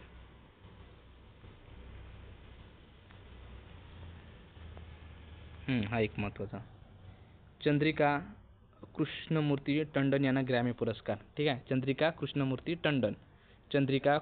टंडन यांना ग्रॅमी पुरस्कार. ठीक आहे. 71 वर्षीय भारतीय अमेरिकन बँकर आणि संगीतकार कोण? चंद्रिका टंडन यांना 67व्या ग्रॅमी पुरस्कारामध्ये त्रिवेणी या अल्बमसाठी त्यांना ग्रॅमी पुरस्कार मिळालेला आहे. कोणाला? चंद्रिका कृष्णमूर्ती टंडन यांना ग्रॅमी पुरस्कार. ठीक आहे. कोणत्या? त्यांच्या त्रिवेणी अल्बमसाठी. ओके. त्यानंतर मग हा ज्येष्ठ अर्थतज्ञ कोण? डॉक्टर विजय केळकर यांना पुण्यभूषण पुरस्कार 2025. हा खूप इम्पॉर्टंट क्वेश्चन आहे. खूप इम्पॉर्टंट क्वेश्चन. कोणता? ज्येष्ठ अर्थतज्ञ डॉक्टर विजय केळकर यांना पुण्यभूषण पुरस्कार 2025 मिळालेला आहे. ठीक आहे. तर ज्येष्ठ अर्थतज्ञ डॉक्टर विजय केळकर यांना अर्थशास्त्र क्षेत्रातील अतुलनीय योगदानाबद्दल 2025चा पद्मभूषण पुरस्कार देण्याचा निर्णय डॉक्टर रघुनाथ माशेलकर यांच्या अध्यक्षतेखाली निवड समितीने घेतला. ठीक आहे. तर हा फार महत्त्वाचा मुद्दा आहे. कोण? डॉक्टर विजय केळकर यांना काय मिळाला आहे तर पुण्यभूषण पुरस्कार 2025 मिळालेला आहे. ठीक आहे. त्याच्यानंतर हा खूप इम्पॉर्टंट प्रश्न आहे, ते म्हणजे कुमुदिनी लाखिया. ठीक आहे. कुमुदिनी लाखिया ह्या कोणत्या नृत्यगान होत्या? त्या कथक, प्रसिद्ध कथक कलाकार कोण? कुमुदिनी लाखिया. आणि त्या नृत्यदर्शिका सुद्धा होत्या कुमुदिनी लाखिया. यांचे 12 एप्रिल 2025 रोजी अहमदाबाद येथे त्यांच्या निवासस्थानी 95 वर्षी निधन झाले. त्यांचे काय झाले? निधन झाले. ओके. तर त्यांनी पंडित सुंदर प्रसाद, पंडित शंभू महाराज, पंडित बिरजू महाराज यासारख्या दिग्गजांकडून प्रशिक्षण घेतले. वयाच्या 18 वर्षी त्यांनी राम गोपाल यांच्यासोबत युरोप दौरा केला होता. ठीक आहे. त्यांनी 1967 मध्ये काय Kadam school of dance and music स्थापना केली होती. या संस्थेतून त्यांनी निर्भय प्रयोगाद्वारे कथक कला आकार दिला. ठीक आहे. कथक या डान्सला त्यांनी आकार दिला होता. उमराव जान या 1981 या हिंदी चित्रपटात त्या नृत्यदिर्शिका म्हणून त्यांनी काम केले. कोण? कुमुदिनी लाखिया यांनी काय उमराव जान हा 1981 मधला जो चित्रपट होता त्याच्यामध्ये नृत्य दिग्दर्शिका म्हणून त्यांनी काम केले. आता त्यांना मिळाले पुरस्कार आणि सन्मान कोणते? तर त्यांना पद्मश्री पुरस्कार मिळाला 1987चा, पद्मभूषण पुरस्कार मिळाला 2010 मध्ये, पद्मविभूषण पुरस्कार मिळाला 2025 मध्ये आणि संगीत नाटक अकादमी पुरस्कार 1982 हा त्यांना मिळाला. त्याच्यानंतर कालिदास सन्मान 2002 ते 2003 हा पुरस्कार त्यांना मिळाला. त्याच्यानंतर संगीत नाटक अकादमीतर्फे त्यांना टागोर रत्न 2011चा पुरस्कार मिळाला. तर केरळ सरकारतर्फे त्यांना गुरु गोपीनाथ देसिया नाट्य पुरस्कार मिळाला. ठीक आहे. तर यांच्याबद्दल काही काय महत्त्वाचे मुद्दे त्या कथक कलाकार होत्या. ठीक आहे. त्याच्यानंतर त्या अहमदाबादच्या आहेत. ओके. कुमुदिनी लाखिया कुठल्या? त्या अहमदाबाद गुजरातच्या आहेत. ओके. त्याच्यानंतर त्यांचे पुरस्कार लक्षात ठेवा. हा महत्त्वाचा मुद्दा आहे. उमराव जान 1981चा चित्रपट, तिथून नृत्यदिर्शिका म्हणून त्यांनी काम केले. ठीक आहे. पद्मभूषण 3 पद्म पुरस्कार त्यांना मिळालेले आहेत का. त्याच्यानंतर कालिदास सन्मान पुरस्कार त्यांना मिळाला आहे. तर हे पुरस्कार आपल्याला लक्षात ठेवावे लागतील त्यांच्याबद्दल. त्याच्यानंतर आपला हा शेवटचा मुद्दा आता क्रीडा. ओके. तर हॉकी इंडिया पुरस्कार 2024. तर हॉकी इंडिया नवी दिल्ली येथे झाला. पुरस्कार काय वार्षिक सोहळा आयोजित करण्यात आला. ठीक आहे. तर भारतीय हॉकीचे हे शतक महोत्सवी वर्ष होते. तर आता याच्यामध्ये कोणकोणते पुरस्कार देण्यात आले आपण हे समोर पाहू. तर हॉकी इंडिया मेजर ध्यानचंद जीवन गौरव पुरस्कार कोणाला मिळाला? तर 1975चा जो विश्वविजेता कप होता, वर्ल्ड कप जिंकलेला कप भारतानं 1975 मध्ये फुटबॉल कप, तर त्यांना हॉकी इंडिया मेजर ध्यानचंद जीवन गौरव पुरस्कार मिळाला. त्याच्यानंतर hockey India Balbir Singh senior पुरस्कार प्लेयर ऑफ द इयर हा पुरस्कार कोणाला भेटला? तर सविता पुनिया यांना भेटला. ठीक आहे. Hockey India Balbir Singh senior पुरस्कार प्लेयर ऑफ द इयर हा महिला याच्यामध्ये कोणाला भेटला? तर सविता पुनियाला भेटला. त्याच्यानंतर hockey India Balbir Singh senior पुरस्कार प्लेयर ऑफ द इयर पुरुष याला कोणा भेटला? हरमनप्रीत सिंग. त्याच्यानंतर कोण? हॉकी इंडिया बलजीत सिंग पुरस्कार गोलकीपर ऑफ द इयर कोणाला मिळाला? तर सविता पुनिया. हरमनप्रीत सिंग, सविता पुनिया हे जास्त नाव आहे त्याच्यात. कोणकोणते? सविता पुनिया, हरमनप्रीत सिंग, सविता पुनिया. त्यानंतर हॉकी इंडियाचा जो अजितपाल सिंग पुरस्कार आहे कोणाला मिळाला? मिडफिल्डर ऑफ द इयर हार्दिक. याच्यामध्ये दोनच पुरस्कार महत्त्वाचे आहेत लक्षात ठेवण्याला. कोणते? तर हा हॉकी इंडिया मेजर ध्यानचंद जीवन गौरव पुरस्कार कोणाला मिळाला? तर 1975 विश्वचषक विजेता पुरुष संघाला मिळाला. आणि काय hockey India Balbir Singh senior पुरस्कार प्लेयर ऑफ द इयर कोणाला मिळाला? तर सविता पुनिया. आणि hockey India Balbir Singh senior पुरस्कार प्लेयर ऑफ द इयर पुरस्कार पुरुष या गटामध्ये कोणाला मिळाला? तर हरमनप्रीत सिंग यांना मिळालेला आहे. ठीक आहे. आता त्याच्यानंतर हा एक महत्त्वाचा प्रश्न, भारताने काय 2025चा पुरुष आणि महिला कबड्डी विश्वचषक जिंकलेला आहे. कोण? भारताने 2025चा भारतानं काय काय जिंकला आहे? तर कबड्डीचा जिंकला आहे आणि खो खोचा पण वर्ल्ड कप जिंकला आहे. आणि याच्यामध्ये काय केलं आहे? तर हा जो सामना आहे हा इंग्लंडमध्ये झाला. ठीक आहे. तर याच्यामध्ये आणि कोणाचा मलेशियाने आयोजित केलेल्या पहिल्या आवृत्तीत भारताने पुरुष आणि महिला दोन्ही संघाने विजेतेपद मिळवले. ठीक आहे. कोणत्या देशाला हरवून मिळवले? तर हे इंग्लंडचा पराभव केला. इंग्लंडचा दोन्ही याच्यामध्ये इंग्लंडचा पराभव. आणि त्याच्या खो खोमध्ये कोणाचा? खो खोमध्ये याचा आपला नेपाळचा, महिला असो की पुरुष असो दोघांनी काय कोणाचा? नेपाळचा पराभव करत भारताने पहिलाच काय खो खो चा वर्ल्ड कप जिंकलेला आहे. आणि कबड्डीसुद्धा वर्ल्ड कप काय भारतानेच जिंकलेला आहे. तर कोणाला? इंग्लंडला हरवून. ठीक आहे, इथं पण इंग्लंडला हरवूनच. ठीक आहे, दोन्ही इंग्लंडना तिकडं, दोन्ही नेपाळला. ठीक आहे, तर मंथीराम अरुमुगम, कोण? मंथीराम अरुमुगम यांच्या नेतृत्वाखाली भारतीय पुरुष संघाने अंतिम सामन्यात यजमान इंग्लंडचा पराभव केला. ठीक आहे, तर शिल्पाच्या नेतृत्वाखाली भारतीय महिला संघाने अंतिम सामन्यात इंग्लंडचा दमादार पराभव केला. ओके, त्याच्यानंतर हा महत्त्वाचा प्रश्न. क्रिस्टी कॉवेंट्री यांचं काय? IOC म्हणजे इंडियन ऑलिम्पिक कमिटीच्या का त्या पहिल्या महिला आणि आफ्रिकन अध्यक्ष झाल्या. कोण? क्रिस्टी कॉवेंट्री काय झाल्या? आंतरराष्ट्रीय ऑलिम्पिक समितीच्या त्या अध्यक्ष झाल्या, त्या पहिल्या आफ्रिकन अध्यक्ष ठरल्या आहेत. ठीक आहे, आणि त्यांची 10व्या अध्यक्ष म्हणून निवडणूक आल्या आहेत. त्या 10व्या अध्यक्ष म्हणून त्या निवडून आल्या आहेत. कारण क्रिस्टी कॉवेंट्री कुठल्या आहेत? तर झिम्बाब्वेच्या आहेत. त्या कुठल्या आहेत? झिम्बाब्वेच्या आहेत. ओके, क्रिस्टी कॉवेंट्री कुठल्या आहेत? तर त्या झिम्बाब्वेच्या आहेत. तर त्या काय पहिल्या महिला, आफ्रिकन महिला सुद्धा आहेत. ओके, तर त्या जलतरणपटू होत्या. ते काय होत्या? जलतरणपटू. क्रिस्टी कॉवेंट्री यांचे काय? IOCच्या पहिल्या महिला आणि आफ्रिकन अध्यक्ष, पहिल्या काय म्हणतात त्याला, पहिल्या महिला म्हणून त्यांची नियुक्ती करण्यात आलेली आहे. IOCच्या पहिल्या महिला अध्यक्षा. ओके, क्रिस्टी कॉवेंट्री कुठल्या? झिम्बाब्वेच्या. त्याच्यानंतर खेलो इंडिया पॅरा गेम्स हा कुठं झाला? कोणी जिंकला खेलो इंडिया पॅरा गेम 2025? तर हरियाणा जिंकला. नवी दिल्ली येथे झाला. आणि त्याचा जो हे होता काय म्हणते शुभंकर, ते काय होतं? उज्ज्वला होतं. ठीक आहे, खेलो इंडिया पॅरा गेम्स 2025 कोणी जिंकला? तर हरियाणा जिंकला. नवी दिल्ली येथे आयोजित करण्यात आला आणि उज्ज्वला एका होते तर शुभंकर होतं. ठीक आहे, पदक तालिकेमध्ये जर पाहिलं तर हरियाणा पहिल्या नंबरवर होता, तामिळनाडू दुसऱ्या नंबरवर होता आणि उत्तर प्रदेश हा तिसऱ्या नंबरवर होता. ठीक आहे, नवी दिल्लीमध्ये झाला आणि उज्ज्वला नावाची चिमणी हे काय होती? शुभंकर होती. ठीक आहे, तर लक्षात ठेवा, खेलो इंडिया पॅरा गेम 2025 कोणत्या राज्याने जिंकला आहे? तर हरियाणा. ओके. आशियाई कुस्ती चॅम्पियनशिप 2025 कुठे झाली? अमान जॉर्डन येथे झाली. ठीक आहे, कुठं? अमान जॉर्डन येथे झाली. त्याच्यानंतर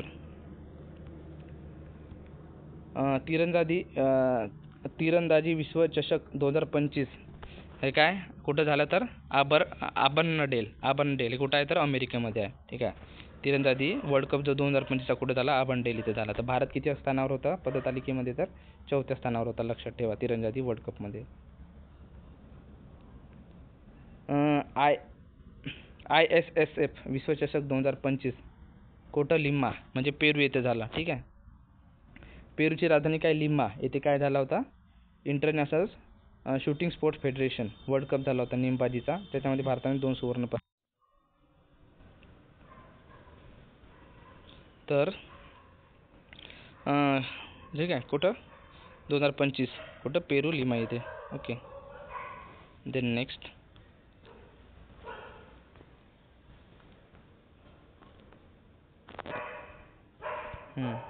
तर काय अजिंक्य रहाणे IPLच्या 3 वेगवेगळ्या संघाचे नेतृत्व करणारा पहिला भारतीय ठरला. कोण? अजिंक्य रहाणे. IPLच्या 3 म्हणजे कोणत्या टीमचा होता तो? RCB काय म्हणते नाही तो KKRचा होता. त्याच्यानंतर त्यानं पुणे सुपर जायंट्सचा केला होता, रायझिंग पुणे सुपर जायंट्सचा. आणि त्याच्यानंतर पुन्हा कोणता? राजस्थान रॉयल्स. ठीक आहे, KKR राजस्थान रॉयल आणि पुणे सुपर जायंट्स. ठीक आहे, पुणे रायझिंग सुपर जायंट्सचा सुद्धा तो काय होता? कॅप्टन होता. ठीक आहे, हा असं 3 वेगवेगळ्या संघाचे नेतृत्व करणारा तो पहिला भारतीय क्रिकेटपटू ठरलेला आहे. कोण? अजिंक्य रहाणे. त्याच्यानंतर इंडिया मास्टर्सला काय IML इंडिया मास्टर्स काय इंटरनॅशनल मास्टर लीग्समध्ये 2025च्या या क्रिकेट स्पर्धेमध्ये विजेतेपद कोणी पटकावलेले आहे? तर इंडिया मास्टर्सने पटकावलेले आहे. इंटरनॅशनल मास्टर लीगमध्ये इंडिया मास्टरने काय केलं आहे? विजेतेपद मिळवलेले आहे. तर याचे कॅप्टन कोण होते या टीमचे? तर सचिन तेंडुलकरचे होते. कोण होते? सचिन तेंडुलकर. आता हा इम्पॉर्टंट प्रश्न आहे, तो म्हणजे Ayushmann Khurrana fit India icon म्हणून घोषित झाले. ठीक आहे, आयुष्यमान खुराना काय झालं? फिट इंडिया आयकॉन म्हणून घोषित झालेले आहेत. ओके, हा एक महत्त्वाचा प्रश्न. संजय सिंग यांची काय UWDU अशा ब्युरो सदस्य म्हणून निवड झाली. म्हणजे भारतीय कुस्ती महासंघाचे अध्यक्ष म्हणून काय संजय सिंग यांची निवड झाली आहे. काय भारतीय कुस्ती महासंघाचे अध्यक्ष म्हणून कोणाची निवड झाली आहे? संजय सिंग यांची निवड झालेली आहे. ओके. तर इंडियन ओपन 2025 जे मुंबईतील बॉम्बे जिमखाना येथे झालेल्या इंडियन ओपन 2025 स्क्वॅश स्पर्धेत ठीक आहे. तर अना सिंगने काय जिंकले आहे इथे विजेतेपद जिंकलेले आहे. ठीक आहे. इंडियन ओपन 2025 विजेतेपद कोण जिंकले तर अनाहत सिंग. ओके. तर वंदना कटारिया काय झाली यांची आंतरराष्ट्रीय हॉकीमधून निवृत्ती झालेली आहे. ठीक आहे. त्या भारतीय प्रसिद्ध काय स्ट्रायकर आहेत हे लक्षात ठेवायचं आहे आपल्याला. ओके. ऑस्कर पियास्ट्रीने जिंकली काय बहरीन ग्रांप्री 2025 कोण ऑस्कर पियास्ट्रीने. ठीक आहे. हा का मॅकलारेनचा संघाचा ऑस्ट्रेलियन ड्रायव्हर आहे. कोण ऑस्कर पियास्ट्री कुठला ऑस्ट्रेलियन ड्रायव्हर आहे. ठीक आहे. त्याने काय बहरीन ग्रांप्री 2025 जिंकलेली आहे. ओके. त्यानंतर